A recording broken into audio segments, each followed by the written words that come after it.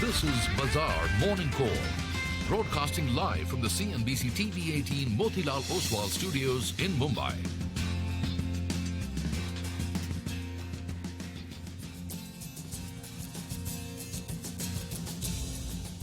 Good morning, you're with us here on a fresh new edition of Bazaar Morning Call. It's a Wednesday morning, middle of the week. It's once again a rainy Mumbai morning. I'm Prashant, with me my colleague Surabhi and Nigel. Guys, hi, morning.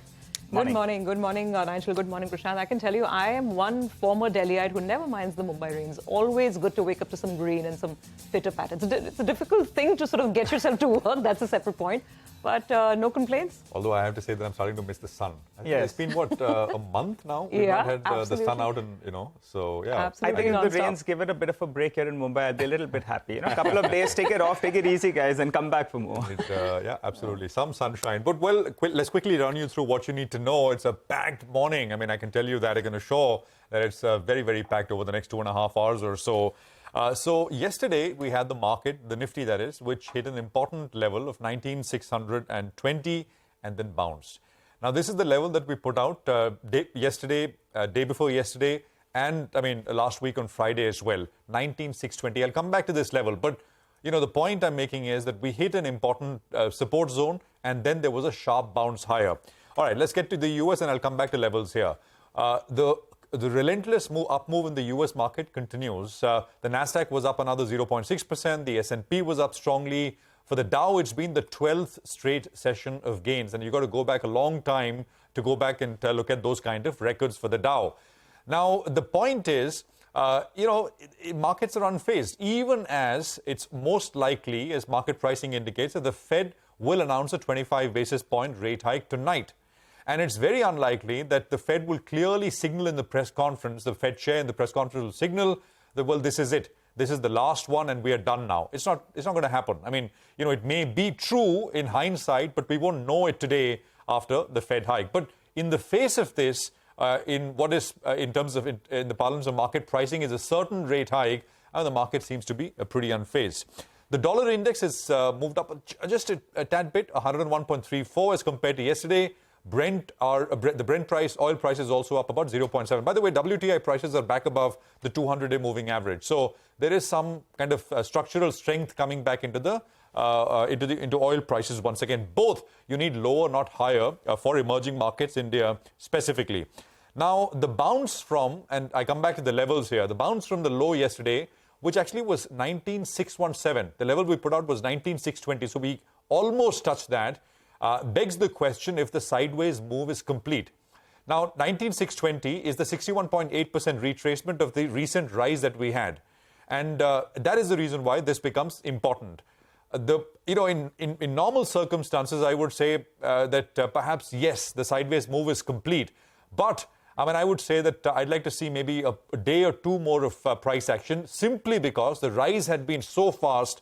And, we've come a long way, and it's just been, 4 days of slightly sideways kind of price action. But you should be open to the idea that this is how the market will behave. Breathless kind of up moves, 4 to 5 days of sideways move, and then one more leg higher.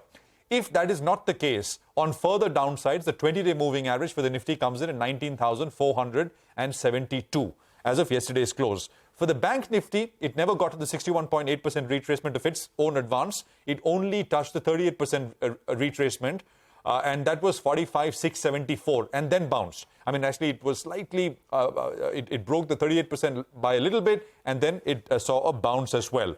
On further downsides, the 61.8% retracement will come into play. That is only at 45,244. This is the level we put out yesterday as well.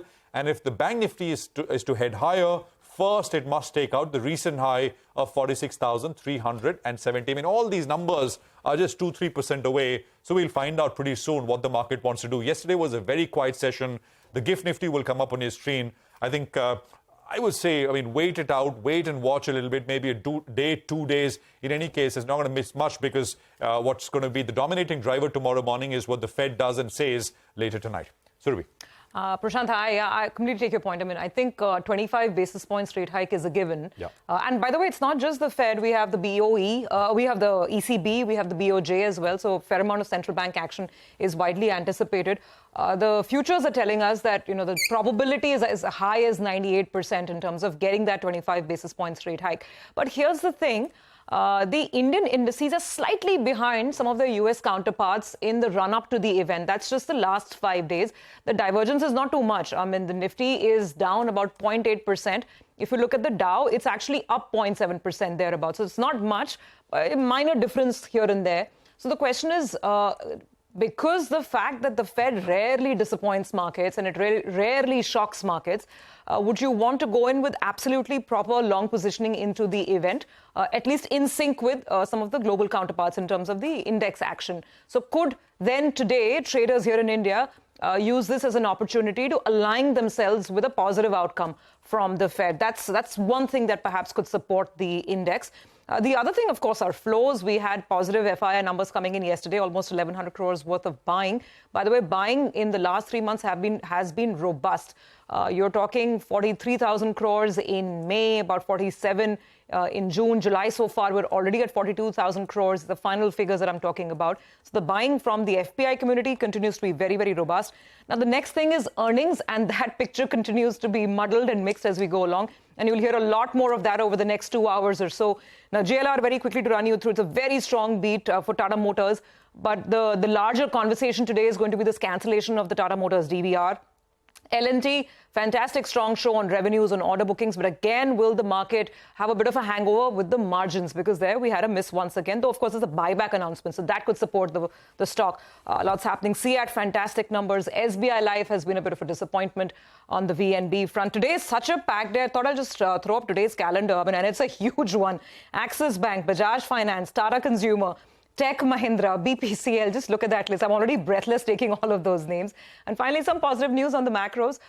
The IMF yesterday decided to lift India's growth forecast slightly, 20 basis points. They're saying the investment cycle is picking up. So that was always nice to hear. But Nigel, I guess it's really been so earnings driven, right? And I mean, today's calendar itself, I'm already tired looking at the number of companies and the huge big boys that are reporting today. Well, indeed, earnings season out here is well and truly on. But, the big event today is going to be the Fed. And the hope is that the Federal Reserve doesn't come out with any kind of negative surprise. So that's the hope from an equity market perspective. The problem is the dollar index as well as crude oil prices, they've moved unfavorably from an emerging market like India, because the dollar index has moved to around 101.4, while we have crude oil prices as well at around $83 per barrel. The Nasdaq, that was relative outperformer overnight among the three big indices out there. Can it have some kind of rub-off effect on the IT index? Well, we'll see, because Microsoft in post hours was down while Apple was higher in post hours. So let's see how that one goes. Now, the problem for the Nifty is on a day-to-day basis, we're making lower lows. Just look at the last few days. Lower lows is what we have seen, which is not a great sign from if someone is having a bullish view on the index. What do the FIs do, though? Some sanity coming about. There are some short positions that are coming in there. And the long position from nearly 80%, that's come down to around 66% odd, because the number of shorts that have been added and some unwinding of long positions. And currently, the net long positions have come down to around 80,000 contracts. Remember, we were telling you, when it goes to around 1 lakh contracts odd, that's when you see some selling. And that's happened 2 or 3 times just in the last 1 month or so. So that's good news, actually. Some shorts in the system, the bulls will like that. On the call writing side, the 19,700 call, very active yesterday, close to around 20 lakh shares added there. Premium roughly was around 65 rupees, 80 rupees if you look at it, for the entire day on the whole. Now, the Nifty PCR is not varying, it's at around 0.81 approximately. But what's telling you that the bears, they believe that they're very confident, is the PCR at only the 19,700 strike. That's at around 0.66. More calls written than the number of puts, and that's why that ratio is skewed in favor of the call writers. Well, support levels. Yesterday, we went closer to around the 19,600 odd, so that's a crucial support. For the Nifty Bank as well, went around 45,600. In the near term, that's a support zone. On the upside, there is resistance at around 19,780 because of the call writing we have seen at around 19,700 approximately. And if we break that 19,600, then all eyes are on the 20 DMA. Interesting times. Let's see how it goes ahead of the Fed event. But I think you want to be a little bit nimble. You don't want to go all in ahead of this big event. I think nimble is the word, and I think that's the kind of market we are in. So let's get started with the equity call of the day. Alexander Redman of CLSA says U.S. equities are as sizzling hot as the North American summer. They anticipate the concentrated performance with tech or internet names to begin cooling. CLSA's composite tactical indicator based on positioning, sentiment, technical economic flow metrics is the most positive since January 4, 2022. Valuations once more appear stretched. Margins are vulnerable to further compression. Credit impulse is declining. Surveys remain indicative of GDP contraction, and growth in retail spending is slowing down. He warns of a crueler summer of price action, and a 10% reversal feels appropriate. So that's a cautious call from CLSA this morning. All right, well, let's get you some money market views as well. Kunal Sudani of Shin and Bank says the looming central bank decisions along with growth and inflation updates trigger caution. He says Fed policy due today and a 25 basis point hike is priced in. Focus will be on whatever policymakers plan for the near future. Adds deteriorating German business confidence adds to the bearish outlook for the Eurozone. For the USD INR, Kunal says 81.7 is the support and 82.1 is the resistance. On bonds, Neeraj Gambhir of Axis Bank says the 10-year benchmark bond traded in a range of 7.05 to 7.11% last week. He says yields gradually moved higher on the back of China taking measures to boost growth, rising oil prices, and market anticipating a rate hike in the upcoming FOMC meeting.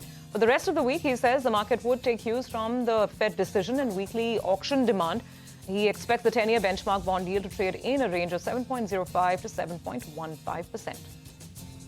Well, we have a lot of stock-specific action to track for you. We'll get to that in just a bit. But for the time being, let's run you through our top 10 list. We're looking at Tata Motors DVR, L&T, Ceat, Amber Enterprises. They are stocks that could be reacting to positive news flow. On the flip side, you have SBI Life, Cyient, Dixon Tech, Canfin Homes, and SRF. All of them will be reacting to negative news flow. Okay, well, let's start with the first corporate on the program today. Let's focus on Canfin Homes. The company has reported a fraud of over 38 crore rupees. The fraud was committed by 3 employees, according to the company, at its Ambala branch. Suresh Srinivasan Iyer is Managing Director and Chief Executive Officer at Canfin Homes, and he's joining us now to give us more clarity. Thank you very much, Mr. Iyer, for joining us here. Good morning, Prashant this side. Almost 40 crores, sir. It's a pretty large amount. Could you tell us a little bit in terms of how this was detected, why, and more importantly, why this was not detected earlier? Because as we understand it, this fraud was perpetrated over a period of time. Yes. Actually, what has happened is we have a sweep in, sweep out account where all the monthly disbursements and collections are pulled in, and monthly transactions happen through that single account. So, Mr. Iyer, Mr. Iyer, could you please repeat that? We lost you in between. Yeah, we have a check-in, sweep in, sweep out account where all pulled in and disbursement passed. I think, Mr. Iyer, we're having a little bit of trouble with the line. I don't know if you're on the road, but let's just give it one more shot. If you could just tell us what happened, you were explaining. I think we'll just redial that line in all probability. I guess, Prashant, the amount is about 38, 39 crores. And the statement that came out yesterday, they indicated that they've obviously filed with all the relevant agencies. They filed an FIR. But the question is whether the market can simply overlook it, move past, or whether for the time being there's a bit of a disenchantment. The problem is that this is not the first time, right? It's the second or the third time that this is happening. And this is the largest of the instances of fraud which has taken place. I remember the last time they said they've conducted an all-branch audit, etc. But I think nothing as of yet. We'll take a break here. We'll try and have Mr. Iyer back on the phone line with us. So let's do that. Stay with us.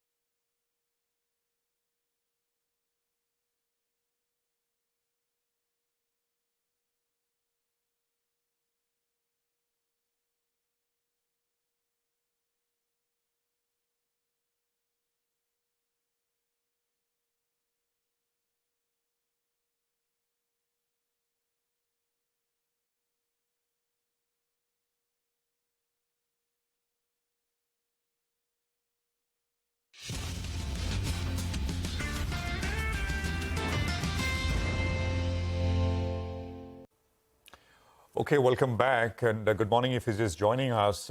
The company in focus is Canfin Homes, where the company has told the market that they've detected a fraud worth about 38 crores or so committed by a few people in its Ambala branch. We have Mr. Suresh Srinivasan Iyer, Managing Director and Chief Executive Officer at Canfin Homes now joining us. Mr. Iyer, I hope you have a better line. Thank you for holding. Appreciate your time.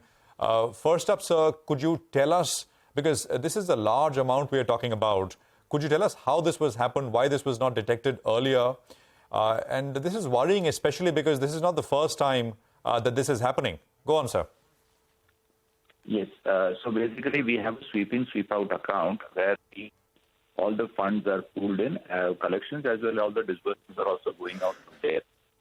So in the last couple of months, we've had actually implemented a lot of improvements in the system as post my joining, and one of them was that we wanted to have a CMS and a in centralized disbursement facility to draw the check signing powers from the branches. And here in this branch, we have a check signing power which was misused by the branches. So precisely the whole point we were trying to improve in the system is what got immediately caught. The normal quantum of funds, about 20, 25, 30 crores is the disbursement that gets done every day, plus the pooling that happens. So there was an overall 50, 60 crore which was always lying in this sweep-in, sweep-out account, because of which this amount did not get detected. And the moment we start slicing and dicing this so that we can, move into this centralized disbursement and facility, that's how this got caught. And we have carried out this exercise for all the branches and across the board, and this is isolated to this one particular branch where this has happened. So, Mr. Iyer, hello? Yeah, Mr. Iyer, so what happens now? I believe, of course, you filed the necessary sort of inputs with the agencies, including an FIR. But what happens and what's the immediate impact? I mean, there is a minor, not too much, but I think a minor impact at the PAT level that will have to be taken. How will this be taken in terms of an extraordinary charge? Okay. For it, will be taken a handful this particular quarter that is due. And we have a quarterly, profit, the first quarter profit of about 180. Second quarter, we may have to take a hit, and this might come down by about 35, this exact amount that is there. So this is the point. And in fact, your earlier question also, the last year, but that was on the asset side. But whereas this doesn't affect the assets because this is a pure misappropriation through the misuse of signing power. So this doesn't affect on the asset side anything because there are no loans where this thing has happened. All right. Good morning, Mr. Iyer. Will this require a forensic audit to plug these loopholes? And, the market as well will be wondering, why is this happening again and again? What are the measures you all are taking now to ensure that this doesn't happen? Quantum could be relatively small in comparison to the book. But the problem is it's happened yet again. Well, actually, the process improvement is what is leading to these small things coming out because, post the was that after on the asset side, we had completed this exercise last year where Canara Bank had extensively done the audit of all the assets because there was one branch in Rajasthan where last year it was detected. So on the asset side, in terms of the process and everything, it was already completed. Now, for other process improvements, we have been working on it in the last few months. A lot of activities have happened, and one of them was this centralization of disbursement and CMS, which we were about to implement. And that is where these process improvements only have actually resulted in, these small issues coming out in the open. And since this was an amount which we immediately detected, we have reported it. So will it require forensic audit, though? We have actually carried out, and now it is with the police. We have already filed the FIR. In fact, yesterday we understand that the person has been, arrested also. So the police will carry out this activity, and whatever is required will be done. But internally, at least, we have done the entire reconciliation of all the instruments and all. This is isolated to this one branch, and all that can be provided. So we will cooperate with the agencies wherever if something is required. We will absolutely cooperate. Mr. Iyer, all the new processes, system improvements, etc., that you put out, will they now prevent any misuse of check signing powers, etc., or any other kind of fraud? Or these new processes will be able to detect any fraud when committed? I mean, which one is it? No, so basically this centralized disbursement will eliminate, check signing at the local powers. So there will be only small, payments which will be there. So the whole check signing which was decentralized will be centralized. Plus, this will also give us a much better visibility in terms of the daily disbursements, the account-wise, so branch-wise and everything, which is precisely what we are planning to do. Got it. Okay. Thank Got you that, Mr. Iyer. I think that's an important clarification as well, that this is a preventive measure, not just detection. Hopefully the processes that they're talking about will prevent such occurrences in the future. Got that, Mr. Iyer. Thank you. Thank you very much for joining in today on this. Well, Canfin is definitely one stock that we're going to watch out for today in trading action, but there are several others, so let's straight away take it to the team. All our colleagues are standing by with the top stock list of the day. And Tata Motors, of course, is the first off the block. The company reported what looked like a very good set of numbers, driven by a strong beat in the JLR business. But there's also the DVR issue that we have to talk about. Let's go across to Sonia for the details. Sonia? Well, thanks a lot for that. It was a very strong showing from the Jaguar Land Rover business, which aided the overall numbers as well. A big beat on the numbers, both on the top line as well as the bottom line for Jaguar Land Rover. Consolidated business revenues went up over 42%. The margins have improved 700 basis points, coming in at 14.4%. And it's a turnaround quarter for Tata Motors. On a year-on-year basis, the company posted a net profit of 3,200 crores compared to a loss of 5,000 crores same time last year. A large portion of this was due to Jaguar Land Rover, where the revenues went up 57%. The EBITDA went up 960 basis points year-on-year, coming in at 16.3%. And the EBIT margins have improved to 8.6% versus 6.3% last quarter. Not just that, the net debt for JLR has also come down to £2.5 billion as on the 30th of June. Now, the company says they expect the demand to sequentially improve in FY24 for the CV business, and the net automotive debt has reduced to 41,700 crores. But the important bit for Tata Motors really is that now if you are a DVR shareholder, then for 10 DVR shares that you hold, you will get 7 Tata Motors shares. So there will no more be Tata Motors DVR. It will all be, converted into Tata Motors shares, which is a big positive for Tata Motors shareholders. Thanks for that, Sonia. And we'll be joined by Mr. Jay Kumar of Prime Securities and Sriram Velayudan of IIFL Securities to talk more about how to approach both these two stocks, particularly Tata Motors DVR. Well, the other big boy, L&T, came out with its set of numbers. They announced a buyback as well. Vivek joins us to analyze those numbers. Morning, Vivek. Well, good morning. Clear beat across all parameters as far as L&T is concerned. Beat on revenues, core EBITDA, as well as profitability.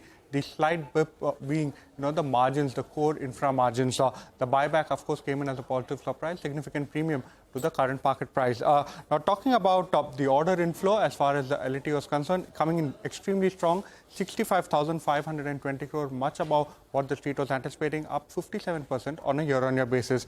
Now, talking about the slight negative, the core margins that we are looking at, Morgan Stanley says that the infra margins came in at 3.8%, mainly reflective of the fact that the weak job mix that the company is right now executing, earlier legacy orders which were, booked at much lower margins, which is what is impacting the margin. In the conference call, the management has alluded to the fact that they expect margins to be subdued for the next 2 quarters, expect a recovery in the 4th quarter. Talking about the numbers themselves, revenues higher by 34%, core EBITDA up 23%, profitability up 46%, all clear beats. The buyback, 10,000 crore size, the buyback price at 3,000 rupees a share. So 2.4% of the total equity is what the company is looking to buy back. The order book has crossed 4 lakh crore. All right, Vivek, thanks very much for that. Well, we have the L&T top management, R. Shankar Raman, whole-time director and Chief Financial Officer of the company, at 10:15 for a chat today. Okay, well, more numbers. SBI Life reported numbers, and they're good. Surabhi is here with details. Surabhi, morning. Morning, Prashant. So, SBI Life, it was a miss on the VNB margin front. The APE number was largely known because of the monthly numbers update. So, the APE was up 4% on a year-on-year basis. The value of new business, that was down 1%. The margins came in at 28.8% versus 30.4% same time last year. Now, the VNB margin miss was largely due to a change in product mix. So, the non-par segment now contributed 40% to the APE versus 47% earlier. Also, there are higher payouts on the back of commissions due to the change in expense of management ratio. So, that could impact VNB margins going forward. So, going with a red on SBI Life. Okay, so not that great for this quarter. Thanks, Surabhi. We'll keep that in mind. Let's talk about Cyient. Rima, morning. A slight decline in the revenue. Yes, so Cyient's a mixed quarter. Revenues miss, margins beat. The top line for the company has fallen by 3.6% on a quarter-on-quarter basis, so that's a miss. But the margin performance is quite healthy, improving by 50 basis points. The FY24 top line guidance has been retained at a 15 to 20% growth. But on the margins, the company has narrowed it. The earlier margin guidance was an expansion of 100 to 200 basis points. Now they're calling for a 150 to 200 basis points margin expansion. So the lower end of the margin guidance has been raised. But the stock has been a rank outperformer. It's done so well so far this year. So in the absence of any big positive surprise, I'm going to go with red for Cyient. All right, thanks for that, Rima. And we won't have to wait too long because the Cyient management will be joining in a short while from now. But Rima, coming back to you, Ceat as well came out with its set of numbers. How were they? Very strong on the operational front. Now, this is the fourth consecutive quarter of a margin expansion. If you pull up the trend, you would see last year margins for the company were at 5.9% and they've been steadily expanding to 13.1%. Very sharp margin expansion. The raw material basket, the cost for the company, had come down even on a quarter-on-quarter basis by 1.5%, fueling the margin improvement. The top line growth has come in at 4.1%, largely in line with the Motilal Oswal estimate, and the profits have come in at 144 crore rupees. Back to you. All right. Thanks very much for that. By the way, the management will be joining us. The Ceat management will be joining us later today as well. That's at 10 this morning. Okay, well, let's focus on Amber and Dixon. Both reported numbers. Surabhi has got more details. Surabhi, back to you. So for Dixon, the revenues were in line with the street expectations, but it was a miss on the EBITDA margin front. Now, revenue was up nearly 15% on a year-on-year basis. The EBITDA was up 32% on a year-on-year basis. Margins have come in at 4% versus 3.5% same time last year. The expectations were of 4.5%. PAT is up 47%. Now, sequentially, margins have dropped across segments. The only silver lining in the results is the mobile and the EMS segment, where the revenues are up 38% on a year-on-year basis and 27% sequentially. But even there, the margins have dropped sequentially. The stock has run up in the last 6 months over 50%. So going with a red on Dixon. For Amber, it was a mixed set. The revenues declined, but margins were a beat. The revenue was down 7% on a year-on-year basis, but the gross profit margin, that was up 310 basis points. The EBITDA was up 33%.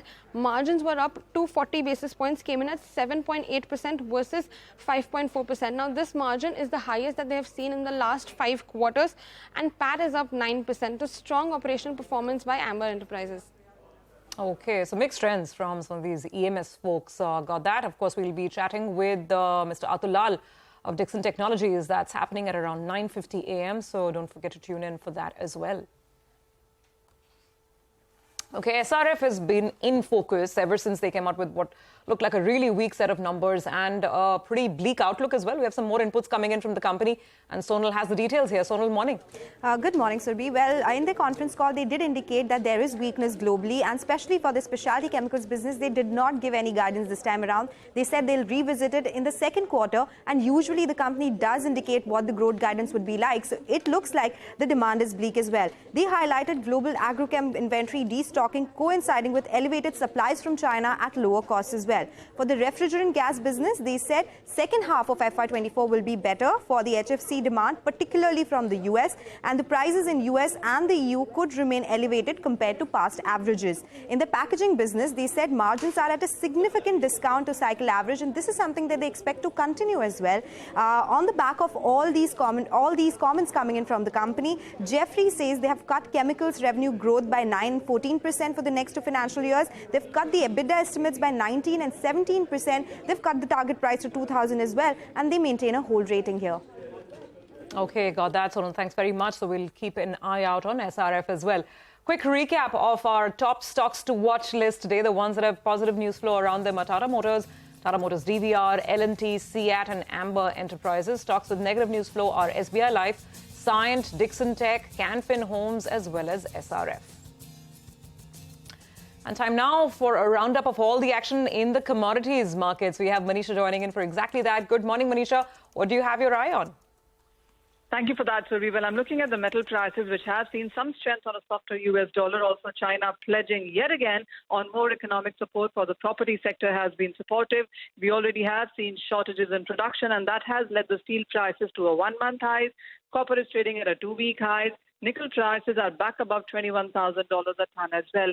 Some pressure, though, is seen in the energy markets there. The crude oil prices, while still holding $83 a barrel and a three-month high, but we have seen prices come off its New York highs, and that is because of the surprise U.S. inventory build-up there.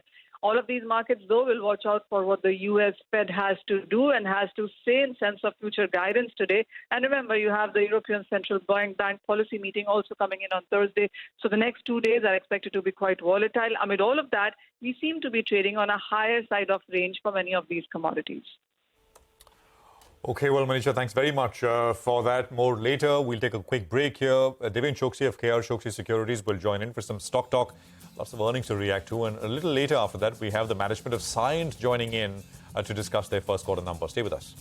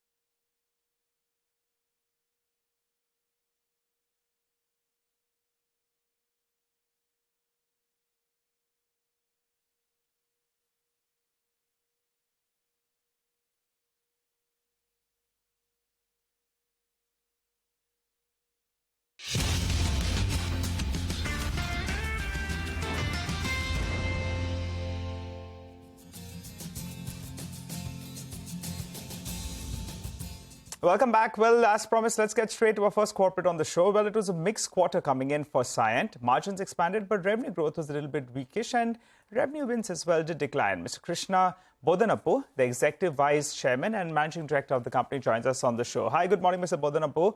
Well, the revenue growth has been a little bit weaker than expected. It's down close to around 3.5% on a sequential basis.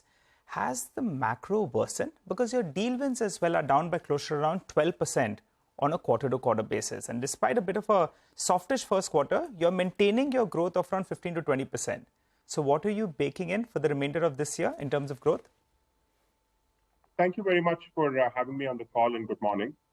If you look at the number on revenue growth, essentially there's two elements to our business, as you may know. One is the manufacturing, which is Cyient DLM, where we announced results on Friday last week.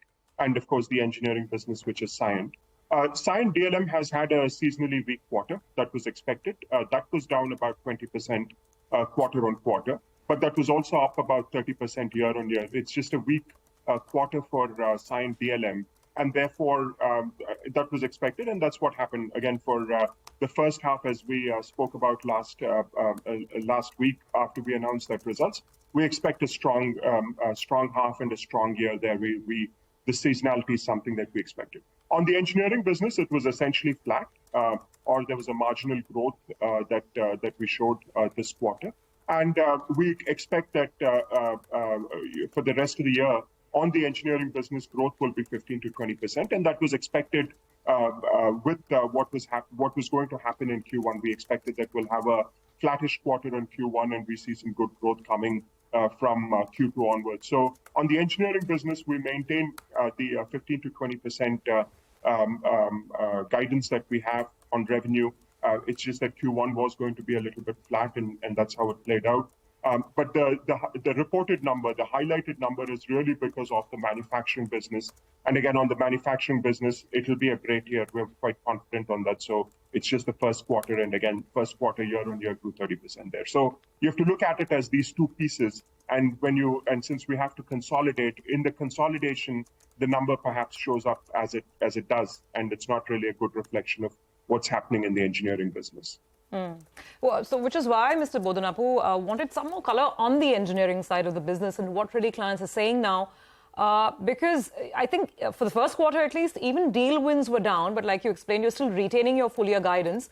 The margin improvement that you spoke of, I think the earlier guidance was 100 to 200 basis points. Now you're saying 150 to 200 basis points. So that seems to be more pinpointed, more focused as well towards improving margins. What's driving this, and what makes you confident that you can deliver on the top line guidance as well, despite the slightly sluggish start to the year? So on margin, I want to say we're saying 150 to 250. So it's not just on the lower end, on the upper end also we're upping it. So we still see some opportunities for growth. Obviously, we're working on them and we'll commit on them through the course of the year. So it's 150 to 250. So we're quite confident on the margin front. Things will improve, and there's still further headroom for growth on a full year basis. In terms of deal wins, again, it is a seasonal issue in our business, because the first quarter of the year for our clients, which is essentially Q1 or Q4, tends to be a very strong quarter. And therefore, again, if you look at year on year, we've had a good growth in deal wins also. So taking all this into account and just looking at where our customers are and what they're telling us, we're confident about the growth numbers that we're talking about. In general, we don't see a major issue in any of our businesses. The one area that we do see a bit of a push out of business is in the some elements of the communication sector. But again, within the portfolio, I think we have other areas of growth that are matching up. I also want to point out that the aerospace sector looks like there will be a fairly substantial cycle, a super cycle, so to speak, coming up in the next few quarters. And that positions us well, given our strength in the aerospace business. So, while there is a bit of weakness in communications, I think the rest of it more than makes up for that weakness.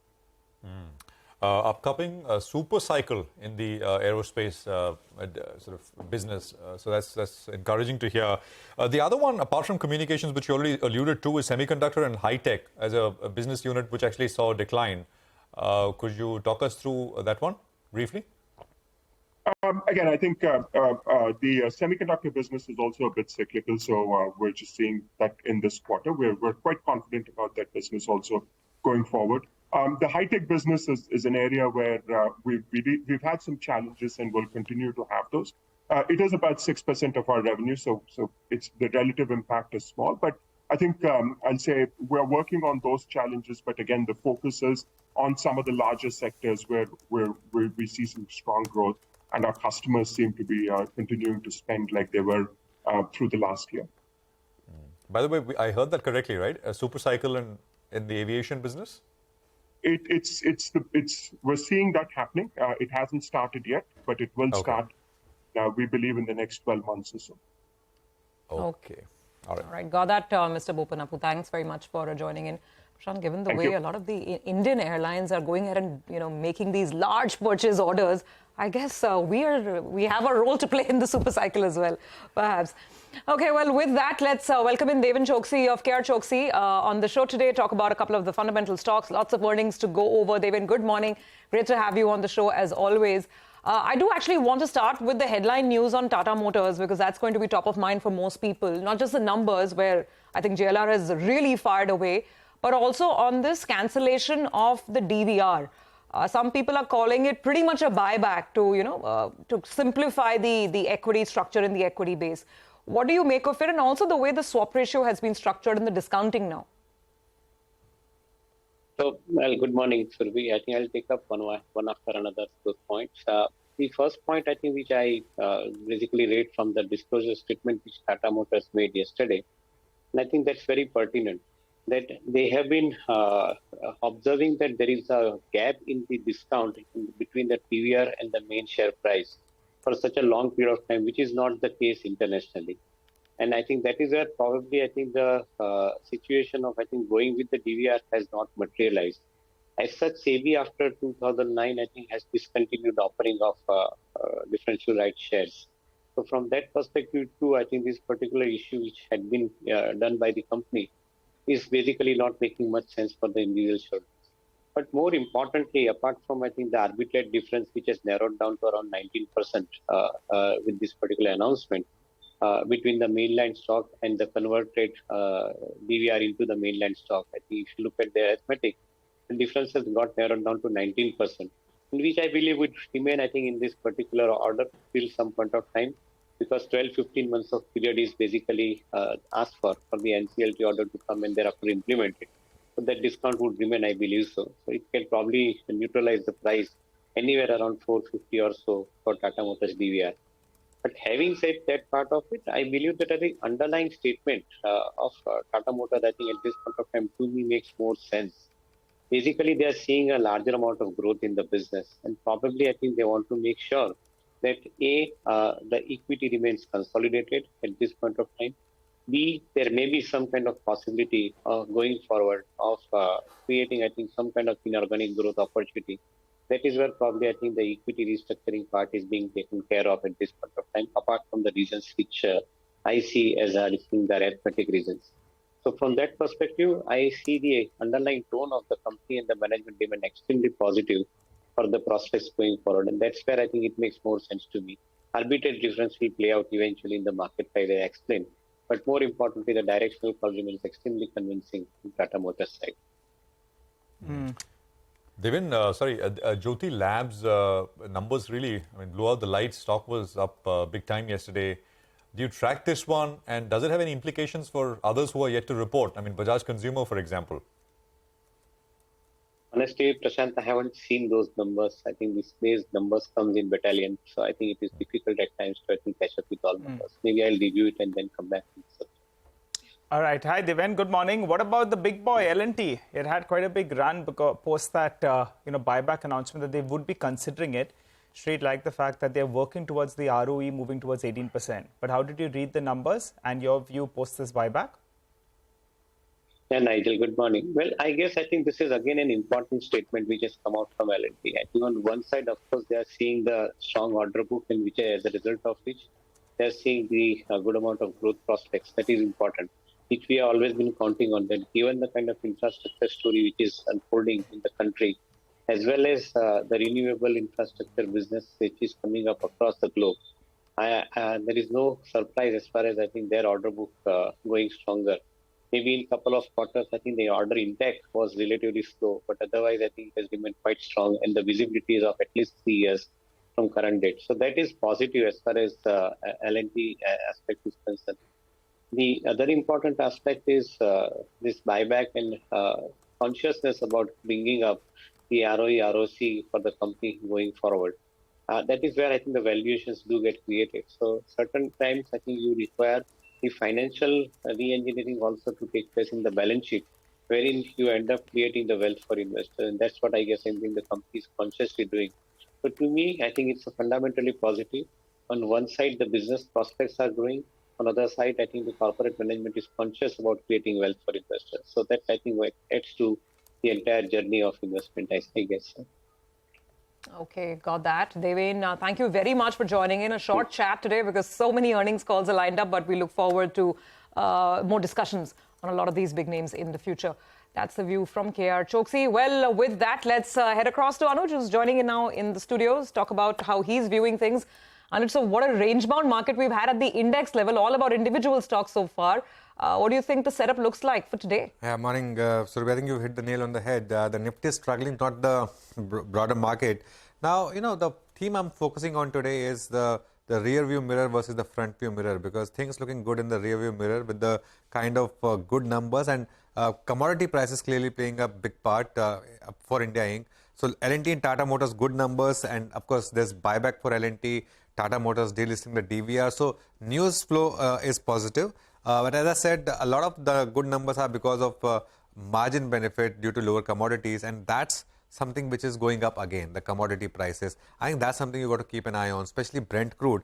It's a major headwind for market above 85, and FMCG stocks have clearly led the decline. So that tells you that the market's keeping one eye on the commodity prices. The Nifty, though, defended the 10-day exponential moving average yesterday and closed above that. So in that sense, the close yesterday was not bad after 2 days of back-to-back poor close. Today's importance, of course, there's the Fed meet. 7 Nifty companies come out with numbers, and it's the D-1 day, the penultimate day of the series, which normally is a trending day. So in that sense, perhaps a very important day lined up. What the Nifty needs is 1 or 2 big stocks to fire to take it back towards the 20,000 mark. That's missing. The mid-cap index might hit all-time high today itself. On the Nifty, the levels I'm watching out for, 19,729 and 19,828 on the upside. And on the downside, 19,662 and 19,616. Okay, all right, Anuj, thanks a lot for that. Well, we'll slip into a short break on that note, but on the other side, we'll be joined by Mitesh Thakkar as well as Sudarshan Sukhani, who will be joining in to give us their technical trades. Stay with us.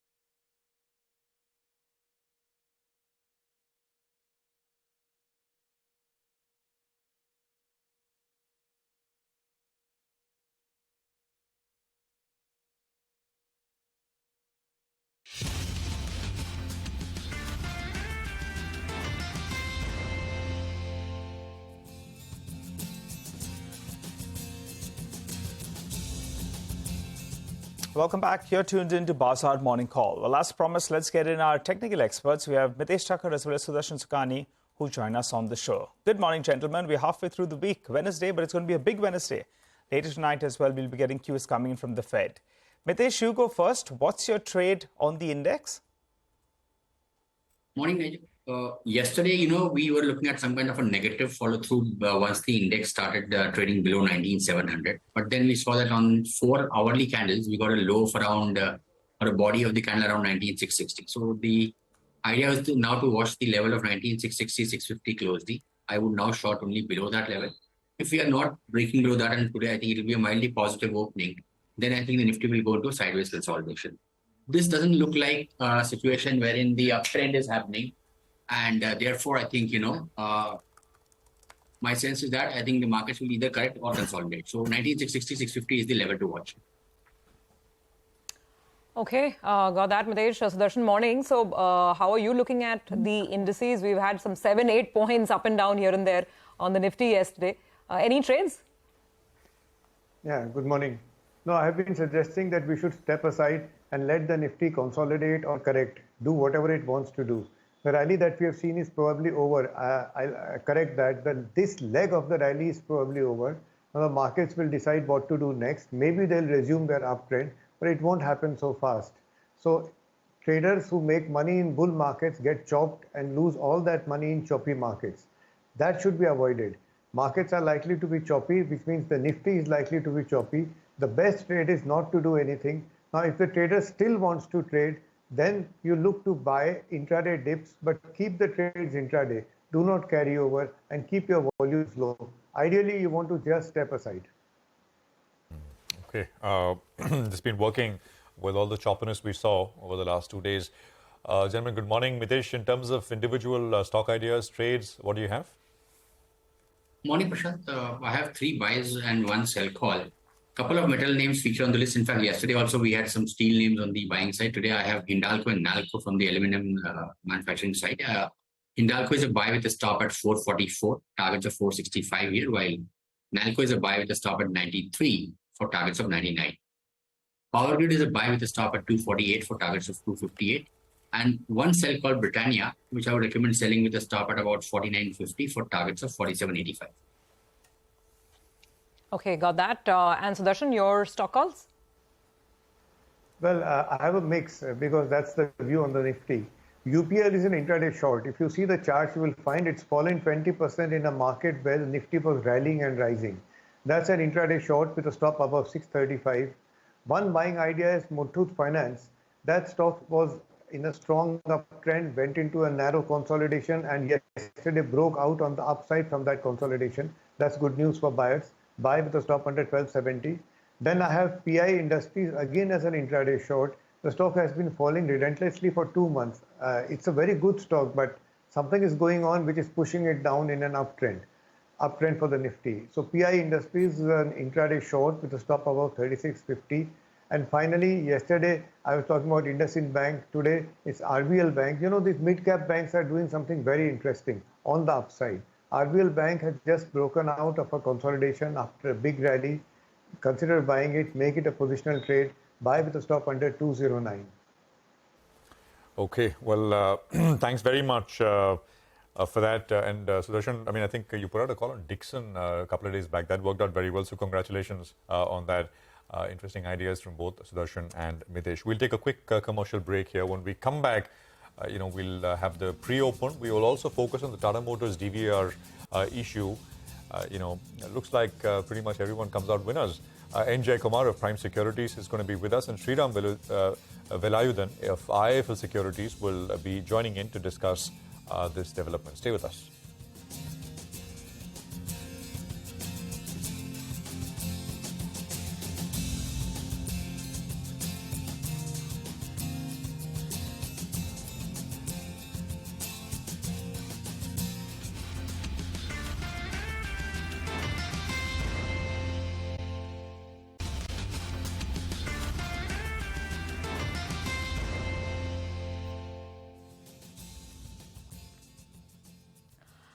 Welcome back. Well, we're expecting a quiet start to the session as the GIFT Nifty and the implied open have been indicating cautious start. Let's take a look at some of the F&O cues for the day as well. We have with us, I think, Sneha joining in from Angel One. Sneha, good morning. What are the trades you're going with? If you see yesterday, metals were buzzing, and I believe in metals, I'm liking Tata Steel at present. If you see, Tata Steel has given a breakout, and I believe we may see a trend towards 140 odd zone. So I would suggest buying Tata Steel with a strict stop loss of 111, and the target will be around 137. Apart from this, we are liking Max Health. In this counter also, we are seeing some consolidation, and we expect a consolidation breakout in this.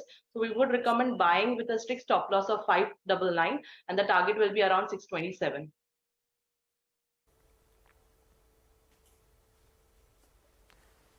Okay, all right.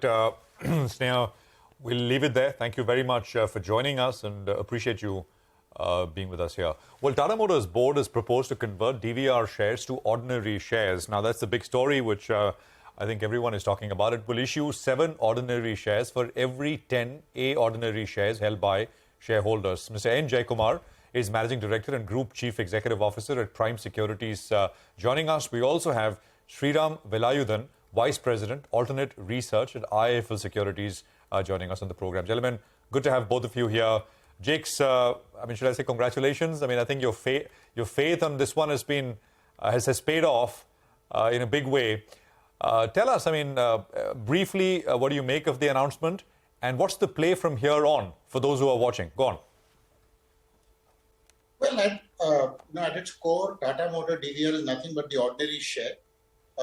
When issued, and even from a reality perspective, it's exactly the same as an ordinary share in every sense of the word. It's just that it has a right to vote and gets extra 5% of the dividend in the years when dividend is paid. So put it differently, there was no reason, if you were a believer in Tata Motors, why would you ever want to hold the underlying stock, which trades at effectively a 80-85% premium to the DVR, and the DVR gives you all the rights. So in fact, if there was ever a bizarre situation of a liquidation of Tata Motors, the DVR would rank pari passu with the ordinary share, other than the right to vote. And in the case of a profitable scenario, it got a higher dividend. So there was no logical reason to ever hold, I mean, if you are a believer in Tata Motors, to hold anything other than the DVR. So from that perspective, clearly, and the company has done brilliantly well, and therefore the DVR has moved as it has. So from every perspective, this is great. I think the one question that needs to be asked is, nowhere else in the world were non-voting stock, which is essentially what the DVR was, quoting at anything other than a plus minus 3-5% of the underlying stock, which means that the Tata Motors quoted 600. The DVR should have quoted between 580 and 620 in most scenarios in most geographies of the world. The fact that it chose to quote at 350 rupees when the underlying was at 600 was a bizarre aberration, which, inexplicably, when global capital is walking into India, it's absolutely unthinkable that this arbitrage just stayed as is, with this kind of a discount prevalent for the last now almost 8-10 years. I mean, it's absolutely inexplicable. So, we call it hidden in plain sight. This was actually hidden in plain sight. The value was there for everybody. And if you didn't believe in Tata Motors, there was nothing that prevented you from actually buying the DVR and having a hedge through the common equity. But now, of course, they sought to reduce this discount by eliminating this and doing what is effectively a buyback at a 30% discount to the common, and issuance not in terms of cash, but in terms of common equity. All right. Hi, Jakes. Good morning. The DVR shareholders, they'll be happy, right? But do they have scope to drive a harder bargain from here on? After all, they're getting 0.7 times, what the actual share price is. Could we assume that the final word on this has not yet been said? Of course, this has to be approved by shareholders. This goes through this is equivalent to a capital reduction and a capital issuance at the same time. And there is a 4.2% of outstanding capital that is effectively, eliminated, if you will. And that's the overall value to all shareholders. you could say that when issued, this was meant to be and is legally pari passu with the underlying.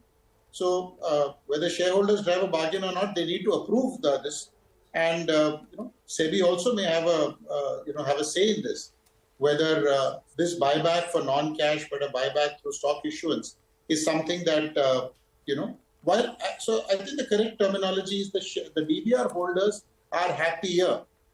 Are happy is a sort of a, I would say, are happier than what they were day before yesterday or yesterday,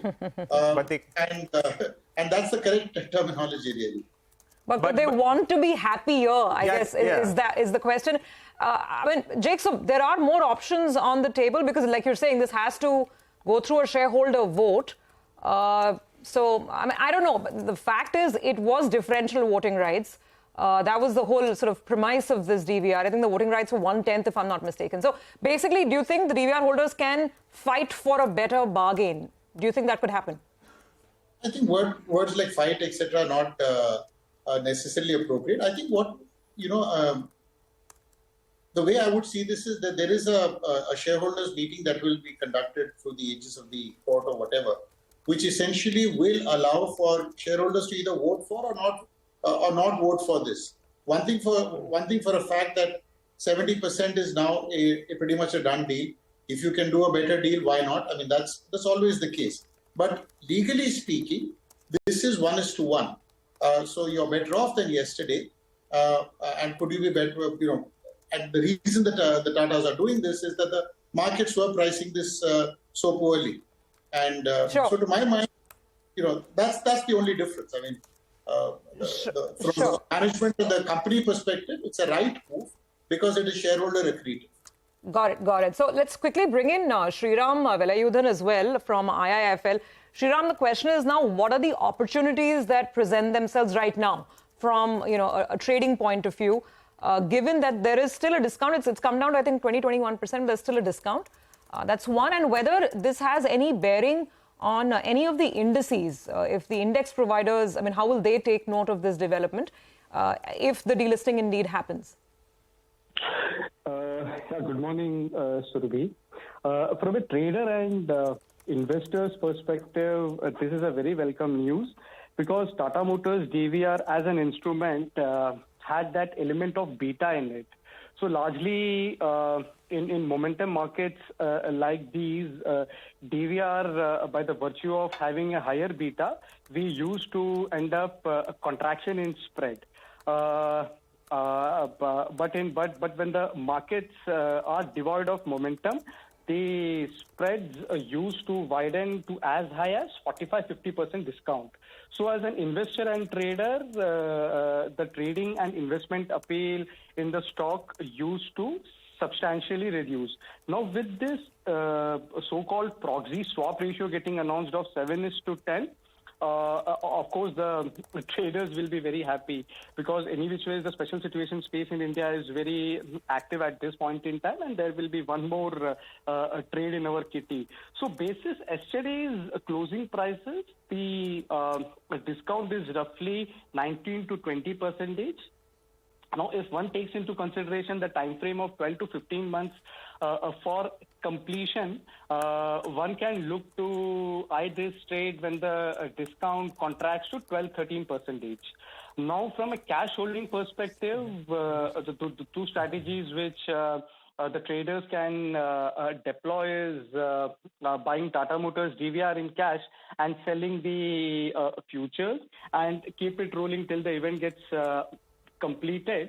The best part is the Tata Motors futures generally trades rich, so that element of short roll enhancement in returns will be available. And also my DVR fetches me 5% dividend, incremental dividend. So this can be a good trade for the traders, and for the investors, it's appealing for them to convert their holding of Tata Motors into DVR because it will be proxy to hold Tata Motors stock in the run-up to the closure of this event. In terms of index impact, Surabhi, this is far-fetched because there will be an index implication, there will be a weight up, but like you know, this is still far away.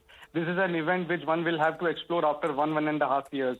So more so, I will be more keen on exploiting this arbitrage right now rather than looking at an index weight up event.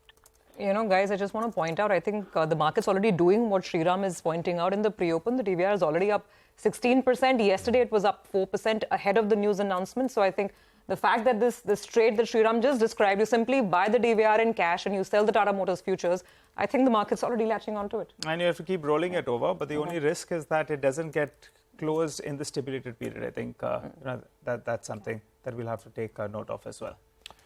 Okay, I think, by the way, Sriram, since we have you, any other interesting, you said the market is hot with these special situations. Anything else you'd like to highlight as an opportunity? Sure, Prashant. Yes, so there is also a very lucrative merger arbitrage opportunity happening in IDFC First Bank and IDFC Limited, but you have a potential inclusion of IDFC First Bank in the MSCI India, so this can be done in a staggered manner. The spreads are very attractive there, 13.5%, 14%. Then we have potential weight up event in HDFC Bank in the FTSE indices in the September review. That is one more event-driven trade which traders can explore. So net, the event-driven space is buzzing with activity in India right now. All right. Great speaking with you, Sriram. Appreciate you joining in. Thanks very much for your time. Jake, since I have you, I can't let you go without, very briefly, we're running out of time, but markets all looking good or tapering off a little bit? You were expressing some caution the last time you were on. I think there is froth in the small and mid-cap space, no question about it. I think we need to be very situation-specific. And normally, the kind of corporate actions going on right now indicates, fair amount of optimism in general. But I think we need to be clear that markets run well ahead of fundamentals. And the caution is that you may be actually better off being in the large caps at this point in time, even on stock-specific basis, because entry exits at least can be easier. In smaller caps, there is the risk of illiquidity if markets were to correct. Got it, Jakes.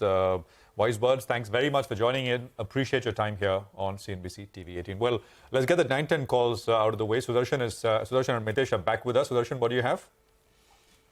Well, consider buying RBL Bank with a stop under 209. Mitesh, what about you?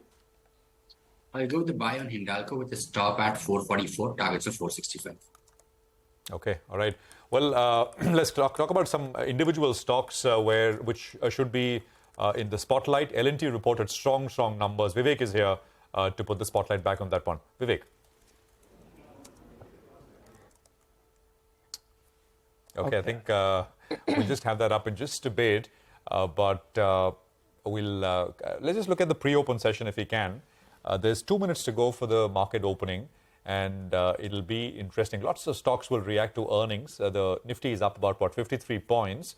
So it's a good start right at the word go, about 0.25% higher. But as we've seen, over the last couple of days, the open usually, at least, not usually, more often than not, it's been up and away. But fairly recently, things have started to look a little more choppy, a little more mixed. The Bank Nifty is on your screen with about a 90-odd point gain. I think we can squeeze in the L&T stock. Vivek is standing by with that. Vivek. Well, good morning. We're just assessing, how L&T has performed against its own stated guidance as far as, order inflow, revenue, as well as margins are concerned. The media conference yesterday, we did question them as to, whether there could be an increase as far as the revenue and ordering inflow guidance that the company has earlier given. And remember, because of the beat coming in as far as the hydrocarbons as well as the renewable energy segment in Middle East is concerned, management told us specifically that, they're going to comfortably meet the upper end of the guidance. In a couple of quarters, they will reassess the situation, and there is a likelihood that the company could go ahead and increase its order inflow as well as revenue guidance. And this is because of the fact that the company requires just a 2% 2% growth as far as order inflow is concerned in the remaining 9 months of FY24 to meet the upper end of its stated band. Now, talking about the core EBITDA margin guidance, since the company is still executing some of the legacy projects, there is a chance that after doing an assessment in the next couple of quarters, there could be some downward revision there, but the management at this point of time has said that there will be a recovery in margins in the fourth quarter. Got that, Vivek. Thanks very much for joining in. L&T, in fact, is in pole position right now on the Nifty as we head into market opening. Just 10 seconds to go. SBI Live, of course, where numbers are a little more muted. That's on the downside. And watch out for UTI AMC. Very, very strong numbers. And that stock is also surging in the pre-open. Let's see if it can follow through in the actual market opening. Okay, so we are off with a 50-point, actually 55-point up move, so not bad at all. That's how the Nifty is opened up. The mid-cap index is also up about 0.3%. Tata Motors right away. Tata Motors is up to 2.5%. Pull up the DVR. That's the one that has been really surging, 15 to 16% up on Tata Motors DVR. And Tata Motors itself reacting to what were an excellent set of numbers that came in yesterday. L&T, the market's looking at obviously the very smart revenue and order book growth the company has put forth, so about 3% up on that stock. Bajaj Auto, Infosys, Power Grid. A lot of stocks on the upside of the screen as we start things off. SBI chipping in with a small gain as well. Asian Paints is still suffering losses despite yesterday's 4% fall, still down about 4%. ICICI Bank is a little subdued, and some of the steel stocks after yesterday's stupendous rally, some of the steel and even non-steel names like Hindalco, they are off to a quieter start. But otherwise, looking good. 50 points higher on the Nifty for now. Well, that's right, Surbhi. But, the stock that's in focus is Can Fin Homes. It was down closer on 4% yesterday. We had the management told us that fraud that's committed, it's a branch-specific issue. But for the time being, the street doesn't like it. Maybe the quantum is small. But it's happened yet again. So that's why that stock's down closer on 5.5%. Jubilant Foodworks as well. Yesterday it ended higher. Today it's pulled back closer on 2.5% of those gains. On the flip side, you have KPIT Technologies will be joined by the management in the next 20 minutes or so. That stock's opened up with a gain of closer around 2%.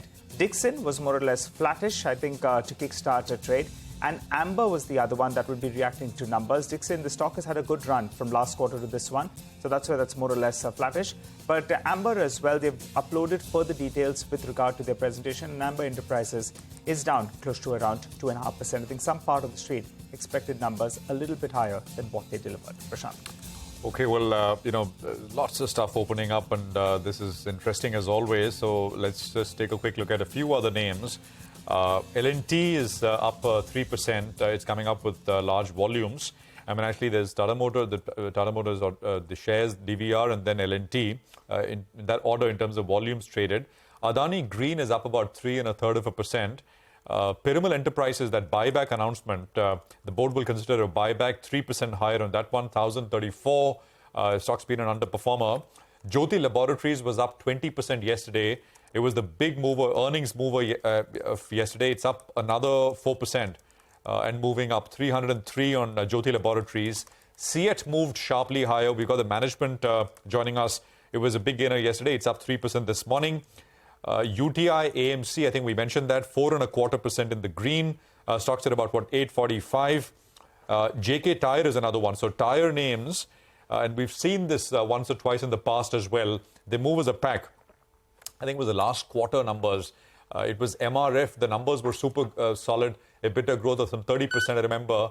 And then that triggered a rally in tire stocks for the next couple of days. We've got Gensol Engineering, which is up about 3.5%. And then some smaller names, so volumes not very much really there. Canfin is down a full 6.25%, 796. The markets don't like it. Adani Transmission is down 1.5%. We've got Suzlon, which is down 5%. I think Suzlon was locked in lower circuit yesterday as well. It's down another 5%. Earnings came out. We've got what else? Jubilant Food, which is down about 2.34%. Again, earnings there, mixed kind of view on Jubilant Food Works. And SRF, numbers were disappointing. Guidance was poor. And there was a conference call yesterday. Again, not very much by way of clarity. The stock, in a way, was perplexing because it sold off and then pulled back very sharply. It actually ended higher. And today, it's starting a 1.5% lower. So keep an eye out on that one as well. ACC, NHPC, Cyient are some of the other names which are slightly lower in trade. We got a 40-point move on the Nifty. We're at 19,718. Mihir Vora is now joining us. He's Director and CIO at Max Life Insurance. Mihir, great to have you with us here. Thank you very much for your time. I think we are far into the earnings season for me to be able to ask the question, what has been the assessment so far? Hits, misses, what's the ratio? See, the biggest sector, which is financials, has broadly been a positive. There have been more positive surprises than negatives, I would say. The second biggest sector, which is IT, there have been some disappointments. We are seeing decent set of numbers in the discretionary space, in the industrials and infrastructure space. So I would say overall, mildly positive on a net basis. Positive on a net basis. Okay.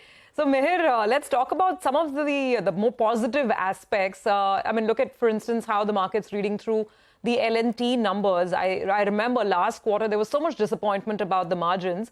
But now it seems the market has decided to follow the management's guidance. And by the end of this year, I mean, they'll be off to a better margin trajectory. How would you read through some of the industrial numbers? I mean, L&T is actually the first of the big ones. We're still awaiting a lot of the others. But given the run-up in stock prices in the capex side of the market, do you expect the corresponding earnings delivery to come through?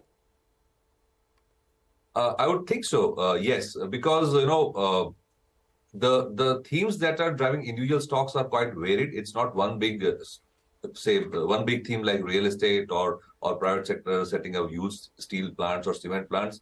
This time around, it's, I think, a whole host of investments being done by mid and small cap or mid and small enterprises across the board.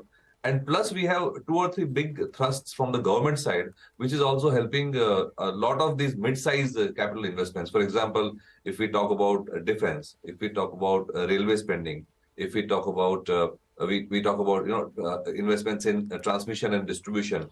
Road anyway has seen momentum for the past many years. But these 3 or 4 new themes like distribution, defense, railway capex are things which were not really present earlier.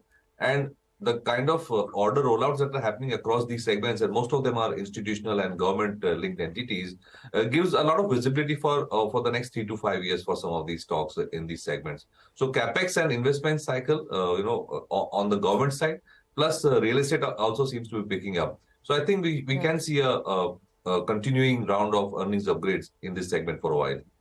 Sure. On L&T, I just want to remind our viewers once again that it's not just the fact that the top line growth has been great. Let's not forget there's a buyback. It's a 10,000 crore rupee buyback and the price is 3,000. So it's a handsome price that they're offering. And there is a special dividend of 6 rupees. I think lots of other triggers which are probably very supportive for the stock today. Indeed. Mihir, good morning. How do you approach the markets, though? I mean, are you in the camp that believes maybe the headline index goes in for a phase of consolidation, but mid-caps will do well? Or do you think the mid-caps just in the near term, they've run a little bit ahead of themselves? Yes, I would be more comfortable with the large cap indices than the mid cap and small cap indices, because while we did talk about all these themes and exciting growth areas, stocks also have moved quite a lot. In fact, the fact is that so much money is coming into mutual funds, I guess, and the PMS EIFs. Most of them are focused on the mid and small cap space. So to that extent, I think retail and HNI investors are chasing performance, which is not necessarily a good idea at all points in time. So if I look at the overall valuations and growth equation, I would say the large cap indices like the Nifty or Sensex give me more comfort.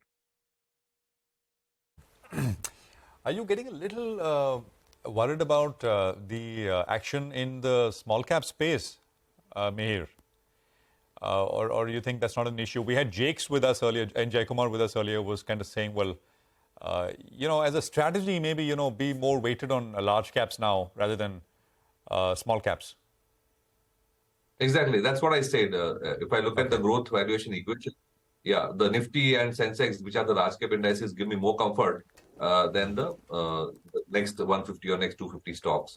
I mean, not that there are no stock picking opportunities, but one needs to be more selective than one was, say, 3 or 6 months ago. Okay, got that. By the way, there's an interesting play on tire stocks today. Ceat's strong performance seems to be having a bit of a rub-off effect on the others as well, whether it's MRF or JK Tire. A couple of the other tire stocks are also up and about. And so is Jyoti Laboratories. Want to point that out. Remember that 20% dramatic move yesterday?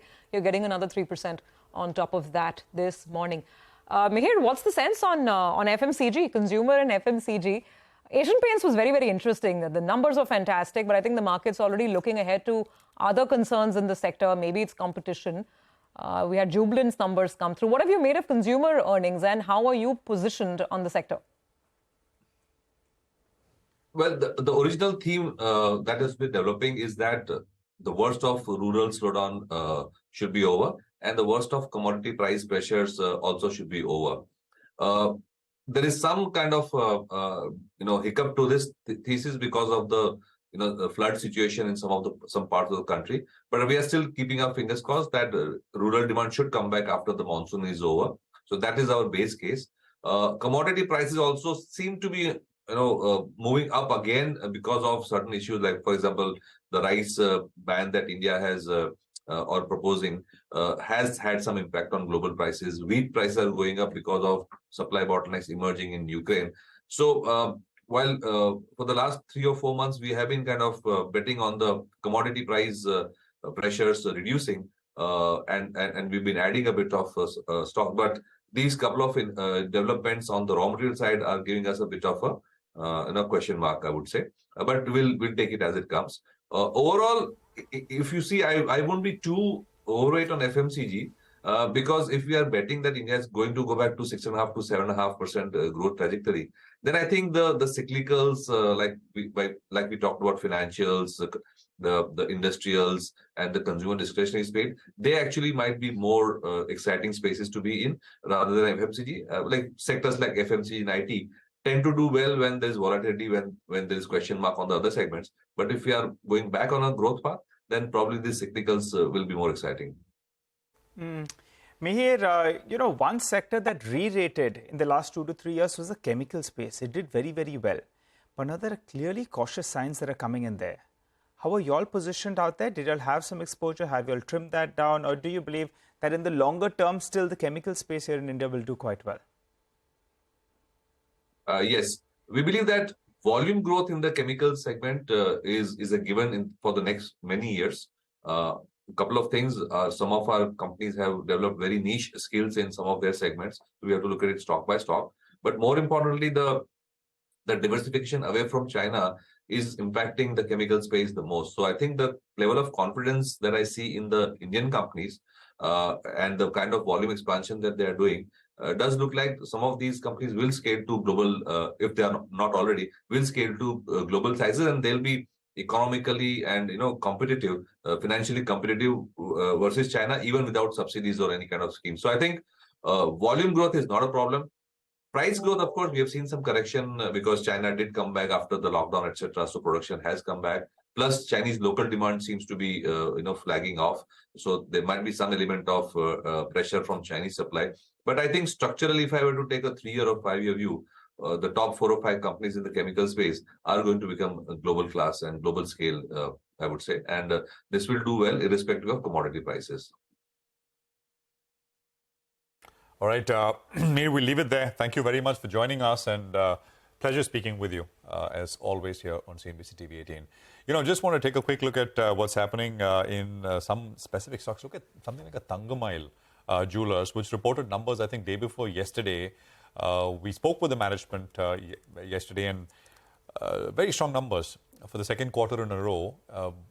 Yesterday was a big day for Thangamile. The day high was about 1164. It cooled off, closed at about 1,040 off the day's high, but it's up another 6% today. So making up some of that lost ground, although yesterday was a positive day, and today is as well. So very, very strong week. 30% this week so far from last Friday's close. So some of these moves are just incredible. Look at something like a Markson's Pharma. 5% move on Markson's Pharma right now.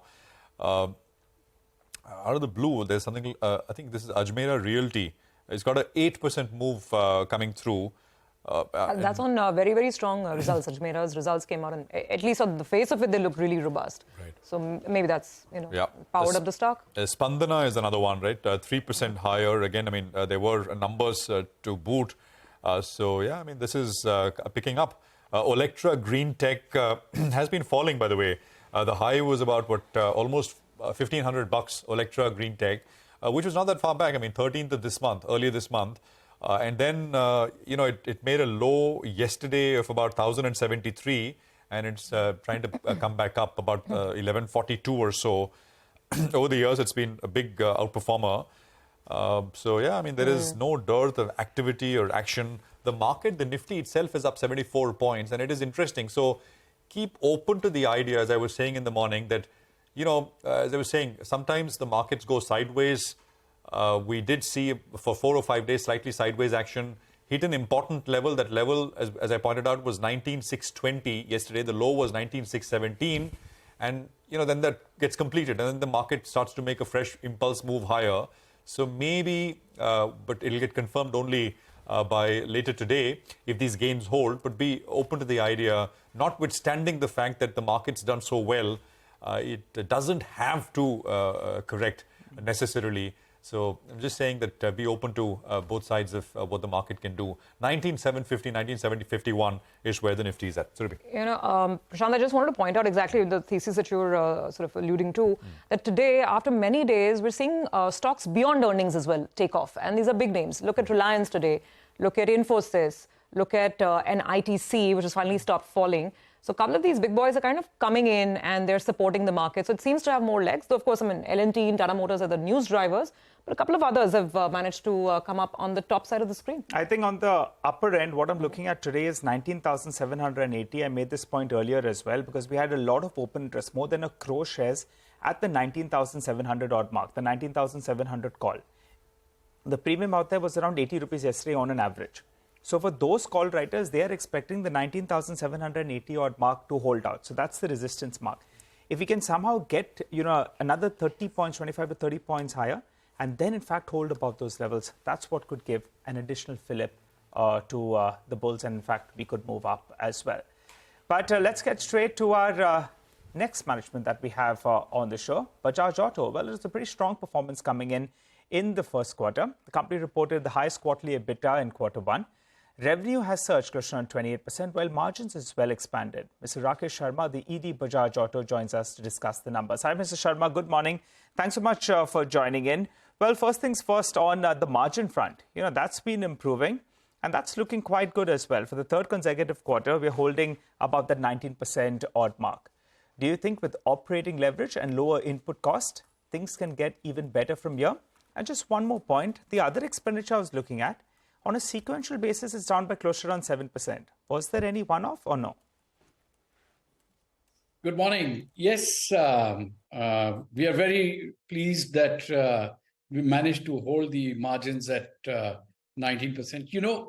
The Bajaj Auto margin is a blended margin of very distinct business units. And ultimately, we don't end up actively managing the overall margin. We obviously manage the various inputs and the business units to maximize the performance both on top line and bottom line over there.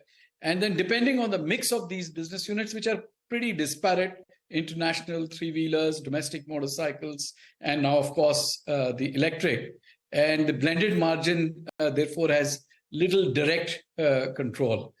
Having said that, looking forward, we don't see much pressure as at this point of time on the input cost. There was some movement in the early part of the quarter one. And of course, there was the OBD2A related costs, which we have recovered through price increases. So we don't see an issue over there.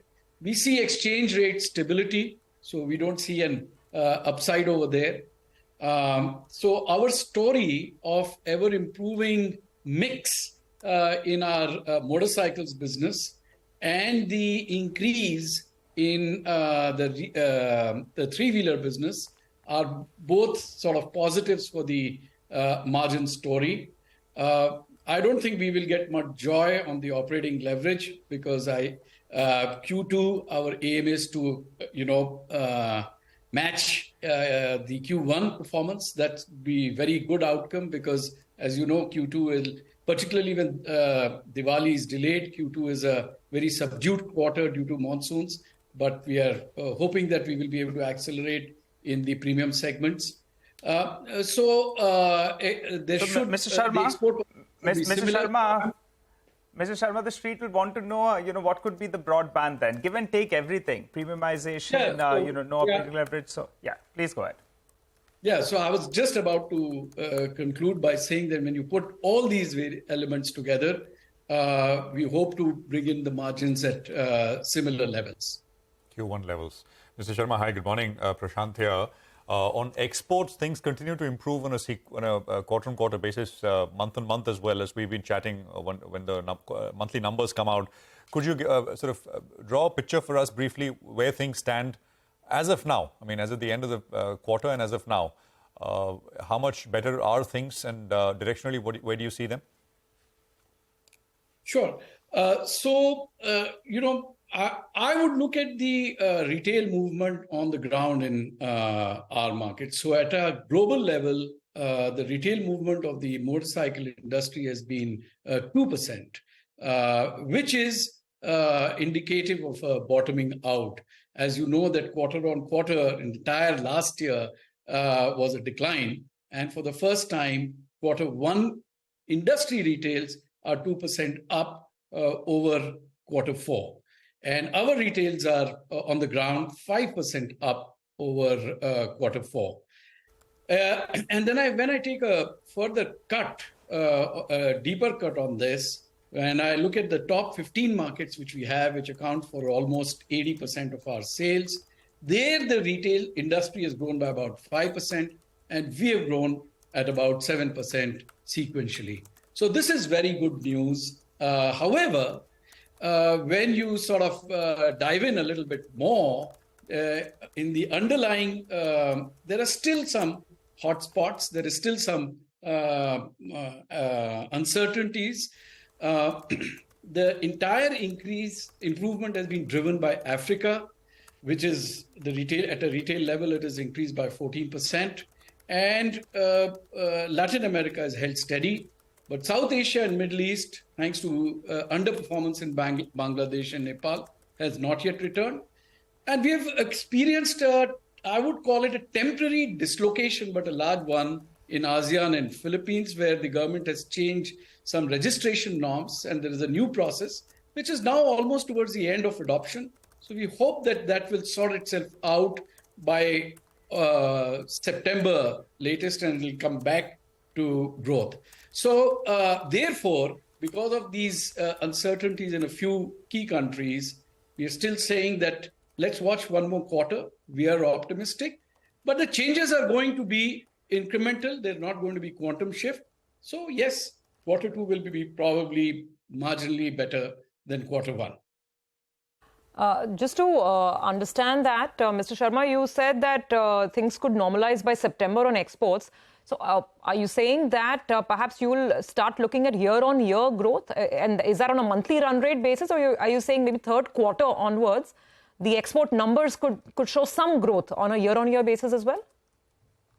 Yes, you see, the last year, it was, the slide had started in the markets from May, June. So definitely from that point of view, quarter two and certainly quarter three will start to show growth over the previous year. Okay. Let's talk about the premiumization drive and, the headlines that we got in June and July around Triumph, of course. What's the run rate that you've set out for yourself over there? And with that, also just tell us overall, on domestic volumes, what is the expectation for the year as a whole, and also specifically from the top end of the segment? So we have been consistently following the approach of driving our share and driving category growth in the top half of the motorcycle industry, which has also got some tailwinds. This is the 125cc plus segment.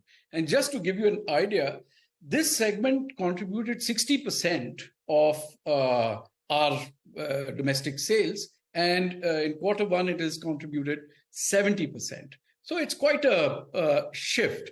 And this obviously has some positive implications for both revenue and EBITDA. And this shift has been driven by sub-segmenting this segment and offering very pointed product propositions over there under our flagship brand of Pulsar. So we are going to continue this. In the next 3-4 months, you will see a few more introductions, new variants in the Pulsar stable, which will be targeted at different sub-segments. And we hope that this drive of premiumization, not just for Bajaj Auto, but in expanding this overall this segment will continue. And of course, the entry of Triumph is very, very helpful. But I think it will still take about 6 months to 1 year for it to fully blossom and make a significant impact on the numbers. It's a good beginning, and we are taking it step by step. Oh, absolutely, it'll be very interesting to see the pickup, and it's a very interesting market, and there are some great products. There's a lot of competition, so I think the next couple of months will be very, very interesting from a customer perspective for sure. We have a customer sitting right here next to me, so yeah, I think the top end of the bike market is really hotting up. Well, indeed. Well, let's get to our next management then. Yeah, I think we'll have the management of KPIT Tech joining in the next couple of minutes. I just want to run our viewers through some of the revenue numbers, because in terms of top-line growth, KPIT has probably been one of the better performing companies with a revenue run rate of 7.1%. That's quarter-on-quarter growth. And the company has also managed to maintain its guidance as well. So let's try and get some more color on the business. Kishore Patil, co-founder, MD and CEO of KPIT Tech is with us. Thank you very much, Mr. Patil, for joining in. So you tell us, the market would, of course, take any positive outlook or positive numbers from the technology space with both its hands. So tell us, what are your clients telling you, and how is it that you've managed the 7% growth, and what gives you the confidence on retaining the guidance as well for this year? So good morning to you. I guess we have been very clear when we gave our outlook for the next year also that there are fundamentally 3 things which we are talking about. One, we are saying that the industry trends on which we are banking upon, they are still growing, whether it is electrification, autonomous, central architecture, all this enabled by software. This continue to grow, and OEMs are investing into this. That's the point number 1.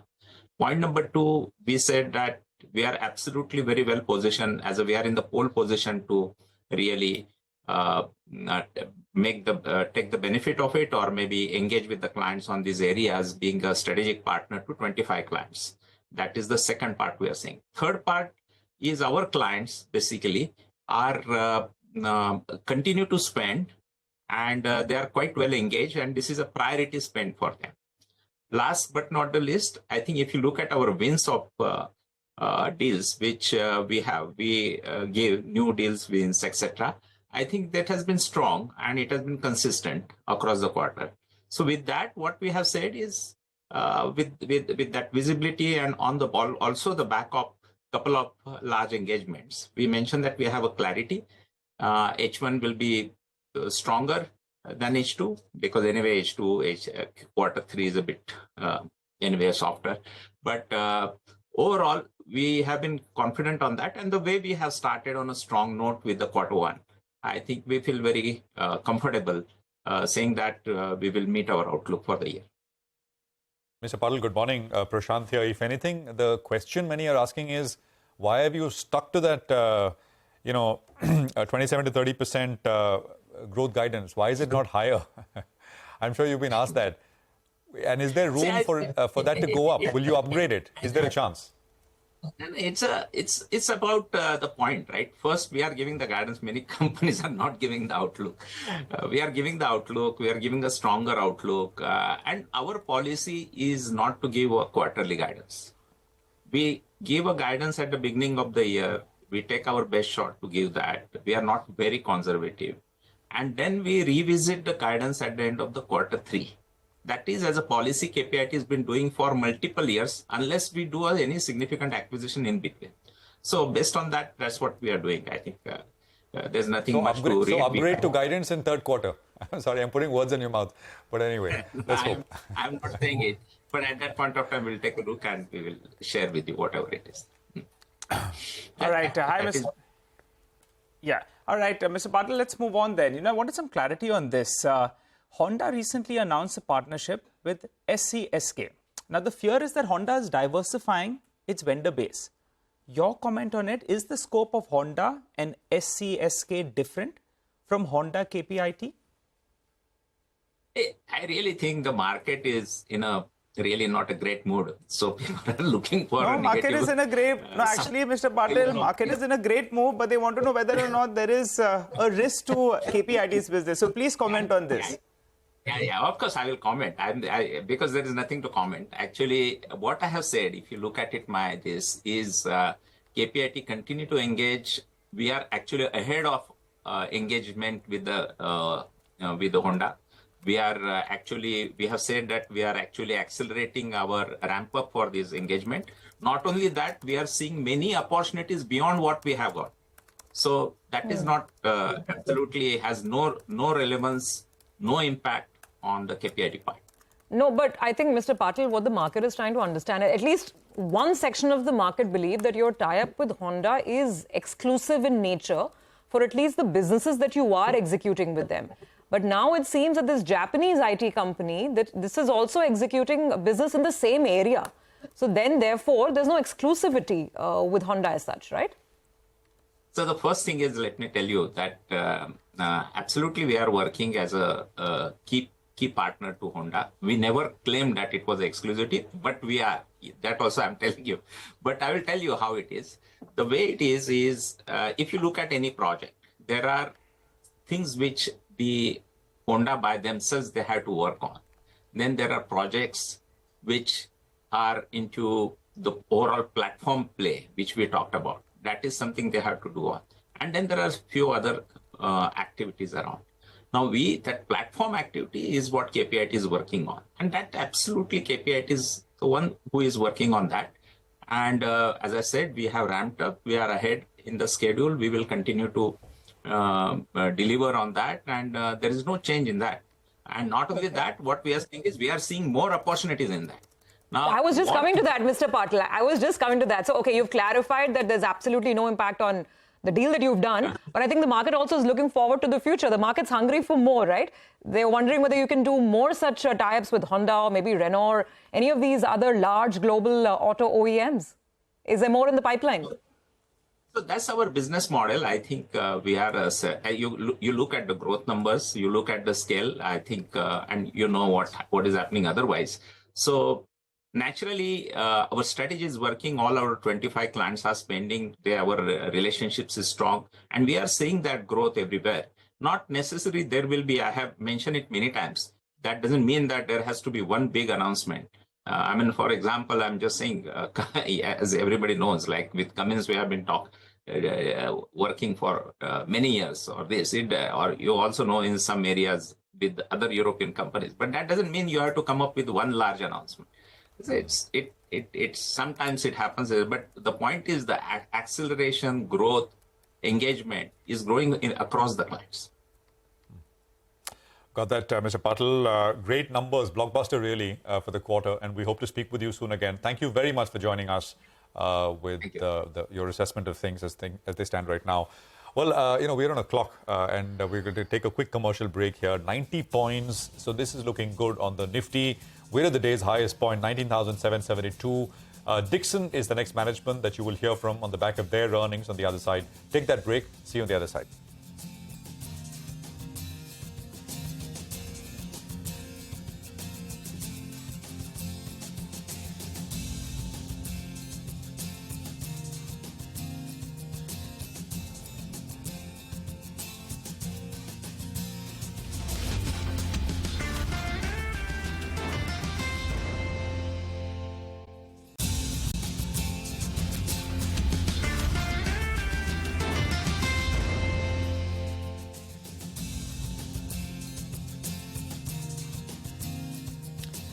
Okay, well, 88 points. Things are looking super strong, and it's green out there.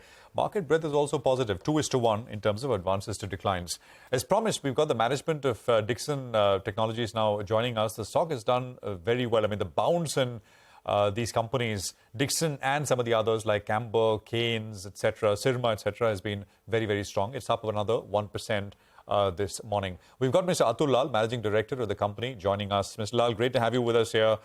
So, revenues have been in line with what the market was expecting, but maybe on the margins, perhaps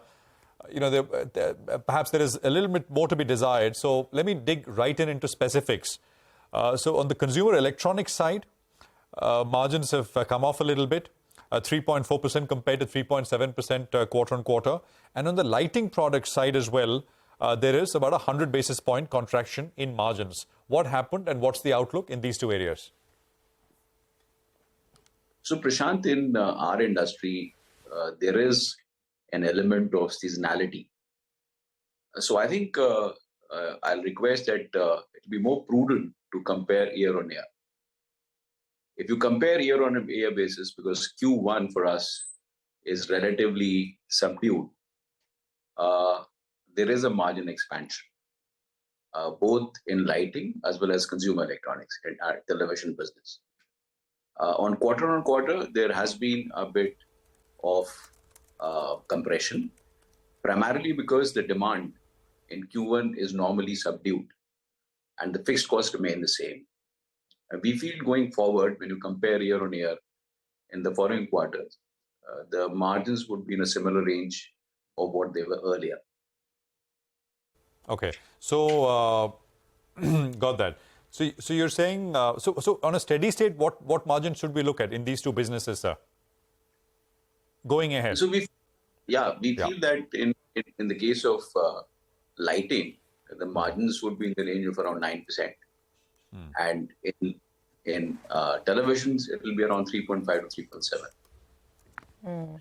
Mr. Lal, let's talk about the mobile segment, mobile and EMS, because that's, whether I look at it year on year or quarter on quarter, I mean, that's one part of the business that's really firing away, and it's a large part of the business. Do you expect the next 3 quarters to also exhibit the same kind of growth? And what's the scope over there, given that, we have the Jio Bharat phone and quite a lot seems to be going on? So undoubtedly, in our product portfolio, mobile and EMS is going to be the largest trigger of growth. It's the largest opportunity, and that's what we are capitalizing on. In mobile, we've had significant new customer acquisitions, which will get into the execution mode sometime in September on Q3 of this fiscal. So undoubtedly, that will be the largest trigger of our growth. And also in the EMS side, our business on accessories, that is hearables and wearables, is doing exceedingly well. That particular segment is on a big high and the order book is very healthy. So this will be the largest contributors to our growth plans in this fiscal and also the following years. Okay. All right. Hi. Good morning, Mr. Lal. What about for the year itself? What is the revenue number we should be targeting? You've had a good start to the year. Quarter 1 has shown good growth. Last year, you did roughly around 12,200 crores of revenues. So what is the number likely to be this year? And mobile and EMS, since that's the largest contributor, you're doing a run rate of close to 1,800 crores per quarter. How much is that likely to scale up to by the end of this year? Let's get those numbers out of the way first. So we're not giving any guidance this year. But we would like to assure all the stakeholders that the growth is going to be much ahead of the industry growth, in line with the expectations and the expectations that we have built earlier. It's going to be much ahead. So what is the industry growth you're factoring in there? Look very good. And the largest contributor of this growth is going to be a mobile business and also the EMS business. You want to give us what is the industry growth you're factoring in? So industry growth is normally 12 to 15%. We're going to be ahead of that. Okay, all right. Just a quick question on the TV business. Will you be able to cross the FY23 volumes? In quarter 1, it's down by close to around 5%. Also, for this business itself, where does your ODM share settle at? It's gone up from mid-single digits to around 29%. So last year, we had done a volume of almost 3.4 million. In the first quarter, there has been a degrowth of 5%. We feel we're targeting, in our internal budget, we're targeting a growth of around 8 to 10%. But let's see that how the festive period performs. I feel there's going to be in the range of 3.4 to 3.7 billion in the current fiscal as far as television volume is concerned. Okay, Mr. Lal, just a word on margins. If I go back to the mobile segment, when volumes are growing there tremendously, you've outlined that. On a quarter-on-quarter basis, margins again came back to the 3% mark. They were above 4% in Q4. As we go forward, and then, on the con call, you also indicated that overall there is a thrust to push up the design side of the business, which obviously is margin accretive. So how will margins play out for the year in mobile specifically, and overall blended EBITDA margins for the company? What is the expectation that we can work with? So please appreciate that our design initiatives are largely confined to televisions, to lighting, to washing machines, and our new category of refrigerators. In that, please be rest assured the margins profile is going to be significantly higher. In the EMS side, the margins are in the range of around 2.7 to 3.5%. So they're going to operate in this particular range in mobile business and also our other EMS businesses. Design significantly higher. Can you just tell us significantly higher in design would mean how much? And then where does it take the blended margin to? So we target that in the ODM business, that's our own design product portfolio, the margins are almost close to double digits. And on a blended basis, the margins would be somewhere in the range of 4 to 4.5%. We try to push it towards 5%, but it's going to be somewhere in the immediate case because the larger trigger is on the EMS business is somewhere between 4 to 4.5%. Okay, all right, we'll leave it there, Mr. Lal. We have more questions, but out of time, unfortunately, so we'll love to have you back for more details.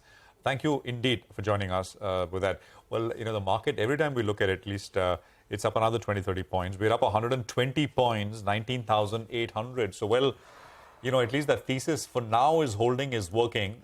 We perhaps completed something with yesterday's touch of that important retracement. We're above 19,800. Mitesh is with us. Mitesh, would you agree that sideways action perhaps got completed yesterday and another leg higher? I'm not sure of that, Prashant. This could still be a situation wherein the market kind of, heads towards 19,900, 950 zones. Remember, we had a gap down on Friday last week, and we might be heading towards testing that gap. So as of now, I think it still looks like that the market, instead of correcting, will go into consolidation and therefore will not have much declines. But rallies will face a lot of pressure around this 19,950, 20,000 level. And therefore, it could be a 300, 340 point kind of a range. So as of now, I don't have clear signals to say that, we'll break into a new high. So we'll just hold our horses. And on the stock side, I have a buy on Apollo Tires. That's been a stock which has been making fresh highs regularly. So buy here with a stop at 421 for targets of 440. And Tata Consumer, something I would want to start with a disclaimer that we have recommended this. We also have positions over here. So vested interest is there. Tata Consumer is a buy with a stop at 868 for targets of 910.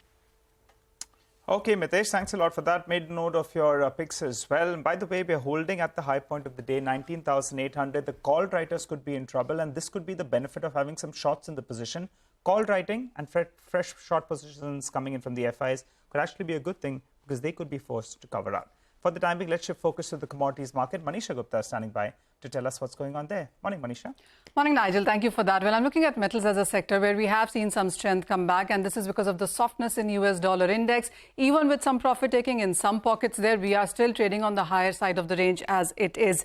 Take a look at the China markets where we did see the Politburo meeting pledging yet again on further stimulus and targeted stimulus measures coming in for various sectors there. There also are shortages in production as we have seen for the month of June and for the first half of 2023. There also is a report from S&P which says that the global car manufacturing is expected to continue to surge between 2023 to 2025, and that would mean a strong demand for metals continuing into the global markets. I want to talk specifically about the steel prices, which are trading at a one-month highs right now. There also was a report from the world steel production numbers that came in yesterday. For India, it really has been positive as far as the steel production goes. So for the month of June, it has been nearly 13% of a jump year-on-year basis on the steel production. And the first 4 months, or the first half of 2023, we have seen the steel production jump up by nearly 7.4%. I was also talking to BHP yesterday on Commodity Champions, and this is what they had to say in sense of steel production in India. In 2020, India was producing 100 million tons. Until last year was nearly 125 million tons. This year, the expectation is that India would be producing 134 million tons of steel. And by 2050, the expectation is that we could be hitting as high as 450 to 500 million tons as well. Another important data that came into light was that it is India especially which actually is looking at high margin steel production in the world itself. So when it comes to the Indian markets, and this is about better efficient and higher steel companies really, where you are looking at steel margins as high as $80 to $100 a ton. China continues to trade anywhere between $0 to $20 a ton in sense of steel production. So the Indian markets in sense of margins and profits also stands quite tall there. Finally, to the steel prices then, and this week has been quite positive, nearly 2% of gains, and that adds up to the July gains as well, 1.5% in the positive for the month as well. All right, Manisha, thank you very much for that. We'll take a quick commercial break here. We are back. We'll have the management of Ceat joining us on the other side. Mr. Aruna Banerjee, the CEO at Ceat, to discuss their first quarter numbers. Stock's doing well. Stay tuned.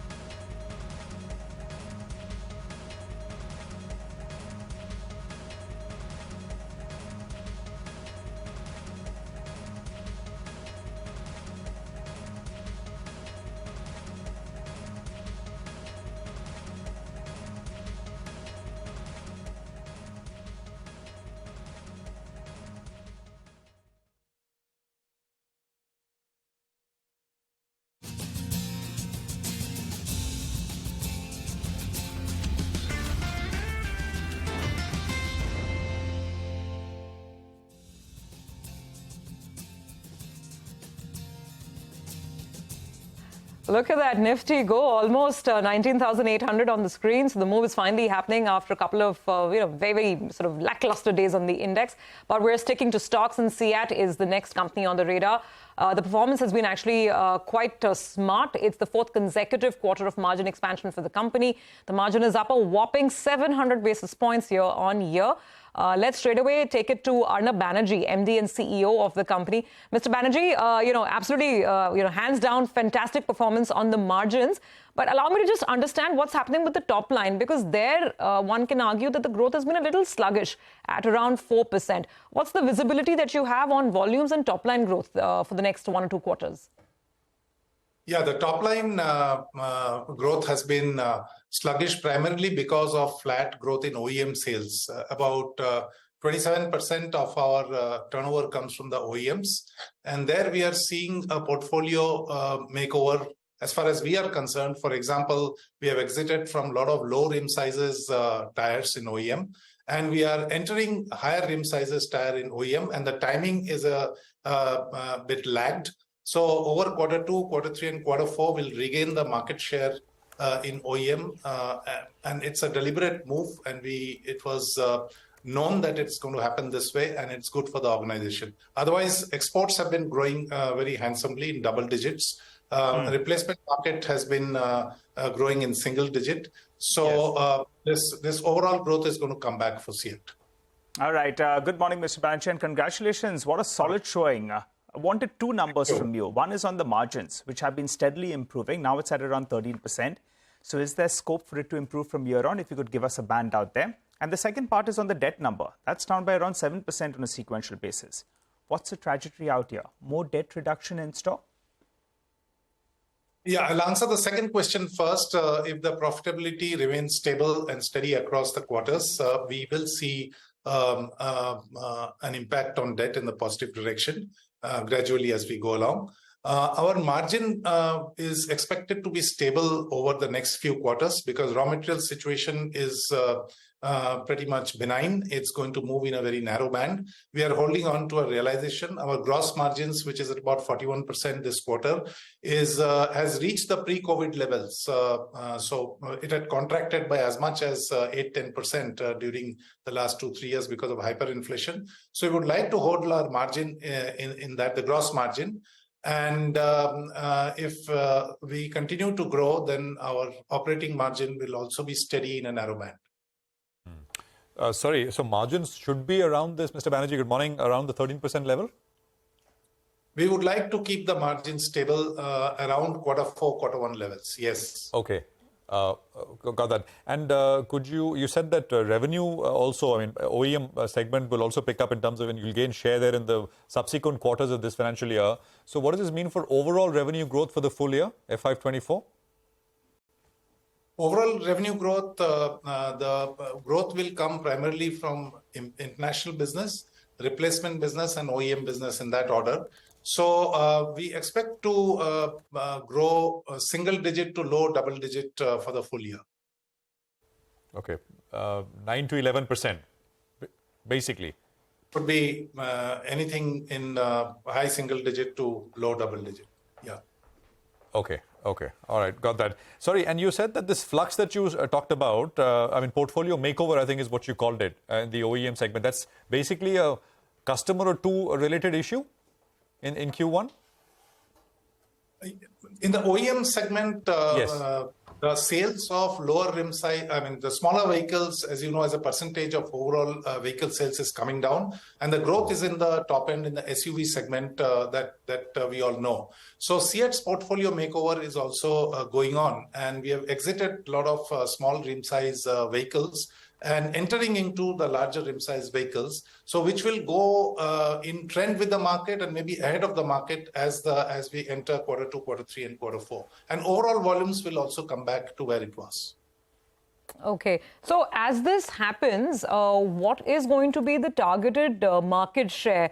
I think in FY23, in two-wheelers, you were at 28%. So, I mean, since there is a portfolio overhaul that's in the making as well, how should we understand your market share targets going forward, later this year? Yeah, in two-wheelers, we would like to hold on to a number one status in replacement market and expand the market share from 28% to 30% and beyond. In four-wheeler, we would like to inch towards market leadership by 2026, and we would like our market share to close in on 18 to 20% in replacement market. And this would be mirrored in the OEM sales also, where gradually our four-wheeler market share should move up to somewhere between 15 to 17%, and two-wheeler market shares should stay above 30%, which is the current situation in OEM. In electric vehicles, your market share is about, I think, 40%, sir. What's the aim here? In electric vehicle, that is two-wheelers, where we are 40%. Yeah, and we would like to be dominant players in two-wheelers. We have started off fast and early, and we would like to maintain our advantage there. In four-wheelers as well, we are working on a number of projects with all the OEMs. We have got RFQs and nominations, and our product readiness is absolutely on spot. So we expect to have a dominant play in four-wheeler electric vehicle market as well. In truck bus radial as well, we have got an entry into one of the largest OEMs with our electric vehicle tire. It is buses primarily, not trucks. So across categories, electric vehicle will be a very big focus area for us, an area of growth. That's very good to hear, sir. Thank you very much, Mr. Banerjee, for joining us, and we'll probe more the next time you're on the program. Thanks very much. So that's a good set of numbers, great margin expansion in the first quarter. We'll take a break here. My colleague Latha will take over, and she'll have Mr. R. Shankar Raman, whole-time director and chief financial officer at Larsen & Toubro, to discuss their first quarter earnings. Stay tuned.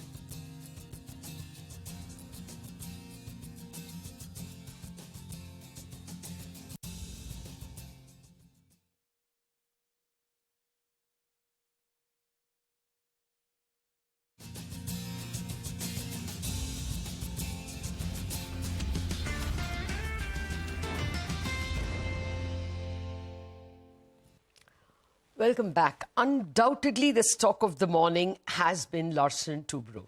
While the index itself is up and away, L&T is doing a lot of the heavy lifting along with Reliance. And why not? The results announced yesterday were a handsome beat on almost every parameter. And it was the nature of the beat by such a distance, as Jeffries tells us in their report, that the way in which the order book has grown, even with a 2% growth in order book, they will get their full year guidance, and they have 9 months. But the company has refused to immediately give us a new set of guidance. The only crib is about the margins, which of course was explained in the conference call. But I'm going to harp a little more on that, since that's the only one to grumble about. Let me welcome Mr. R. Shankar Raman, the whole-time director, CFO at Larsen & Toubro. Good morning, Mr. Shankar Raman. First of all, hearty congratulations, although I will start with the crib. It has been a handsome beat on everything. Okay, margins. You did point out in the conference call that the kind of, it was the non-margin accretive projects that were being done, and they were also won when commodity prices were, or at least the commodities were procured at high prices. But, you said it'll be subdued for a couple of quarters.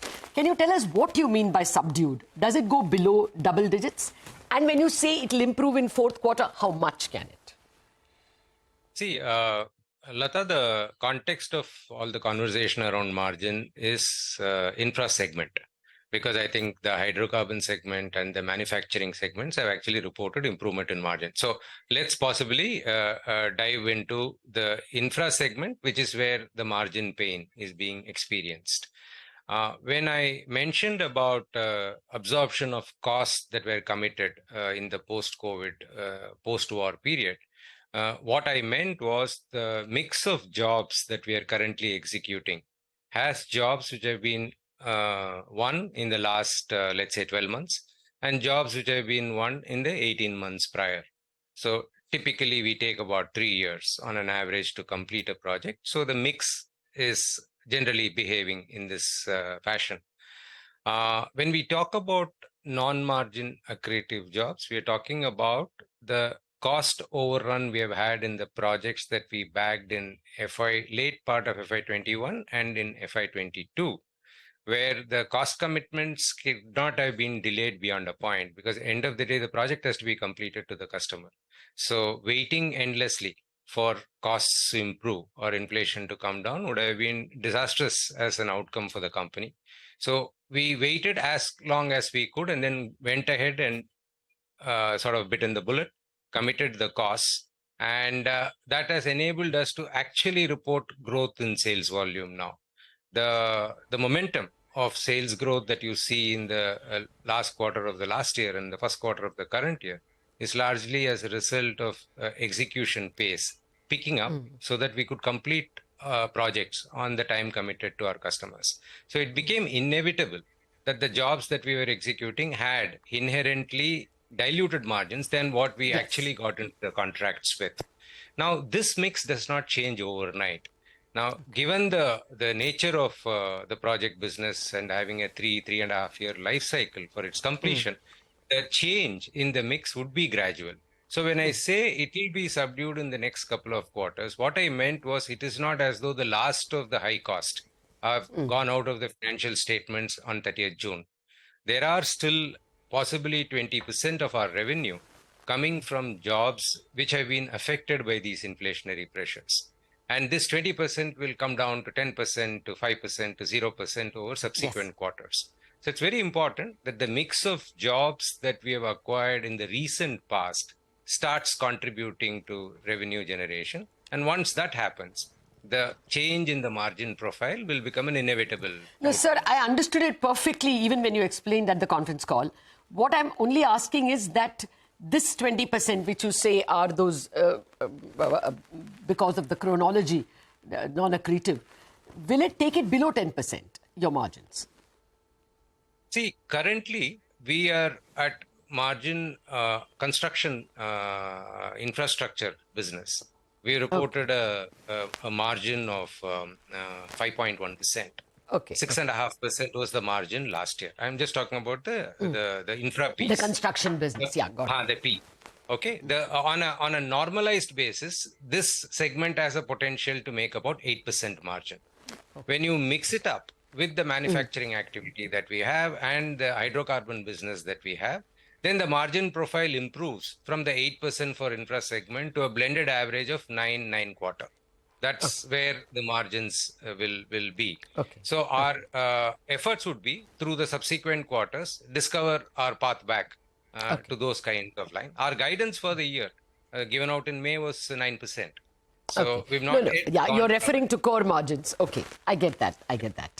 Okay, let me get to the buyback, though I have a lot more execution and project questions.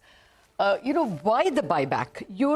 Look at the share performance over the last 1 year. It's a 50% rise. Let's pull up the 1 year chart and you will get an idea. What were you all at 1,700, 1,800?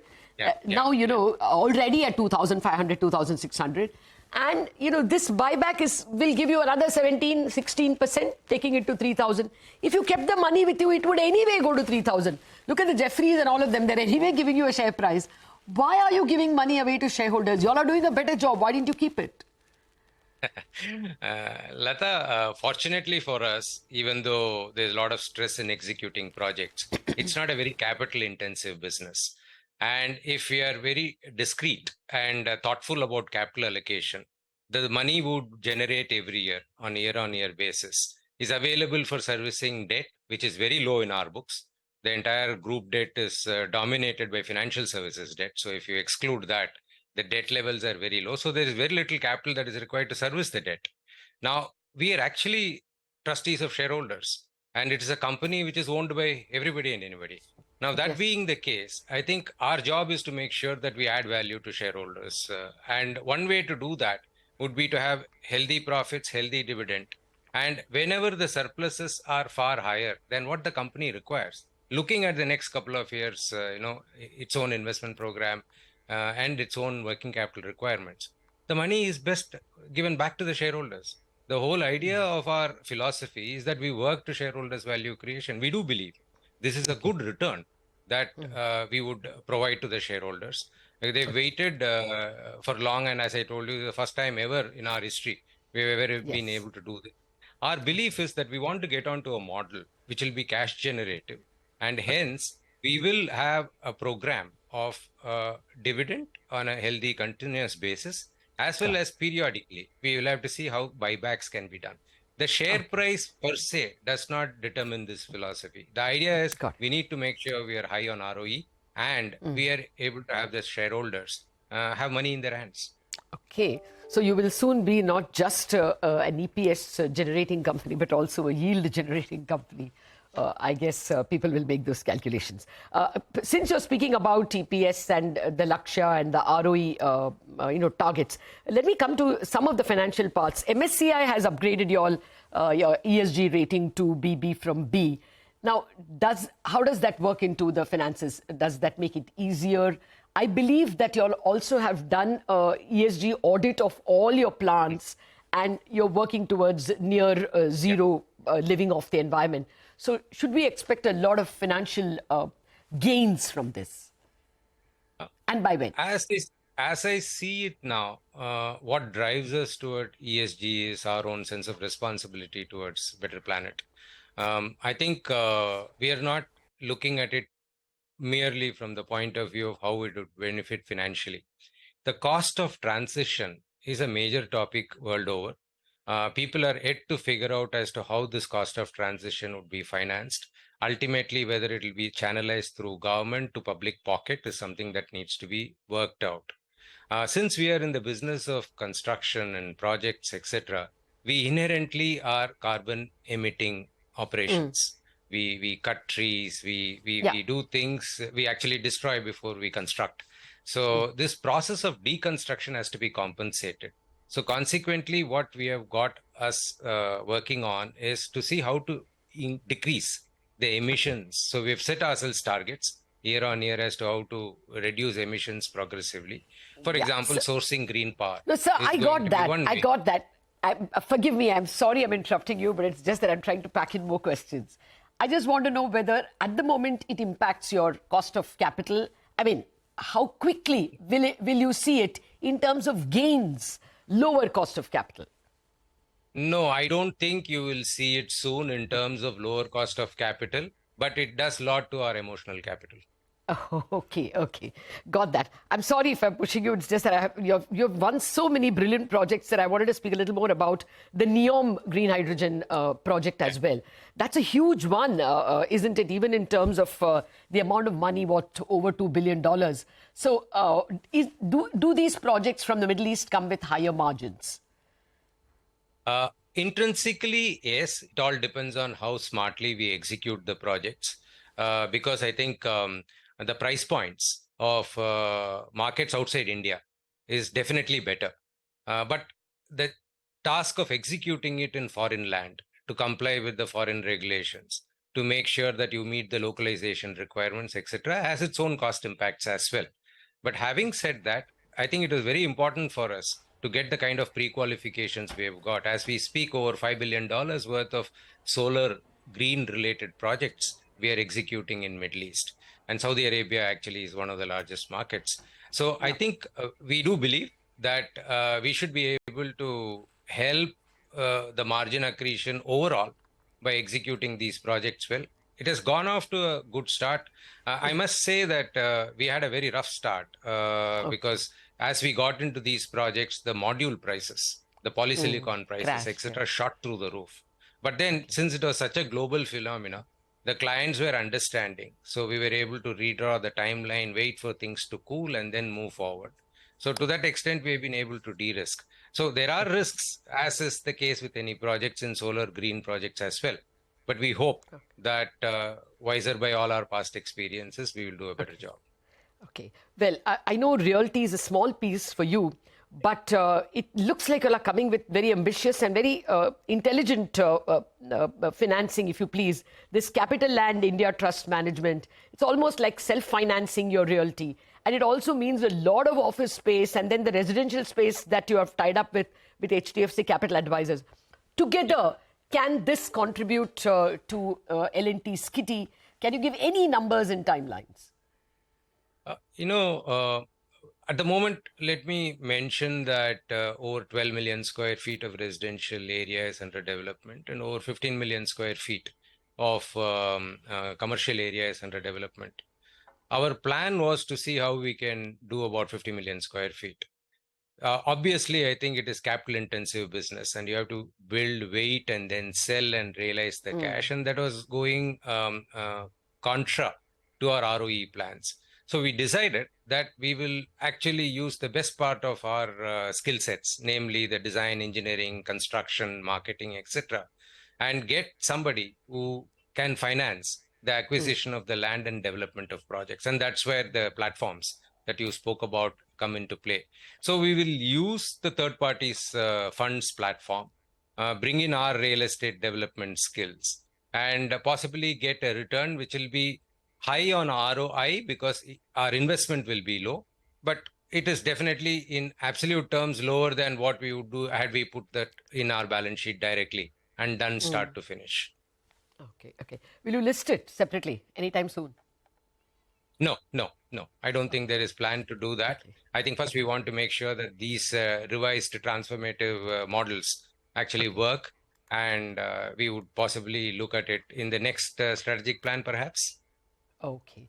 All right, Mr. Shankar, I'm not out of questions. I haven't even begun with Hyderabad and Nabha and the other projects, but we are in the thick of results season, so Chartbusters is knocking at my head to wind up. Thank you very much. Pleasure. I'll take a rain check from you for another interview soon.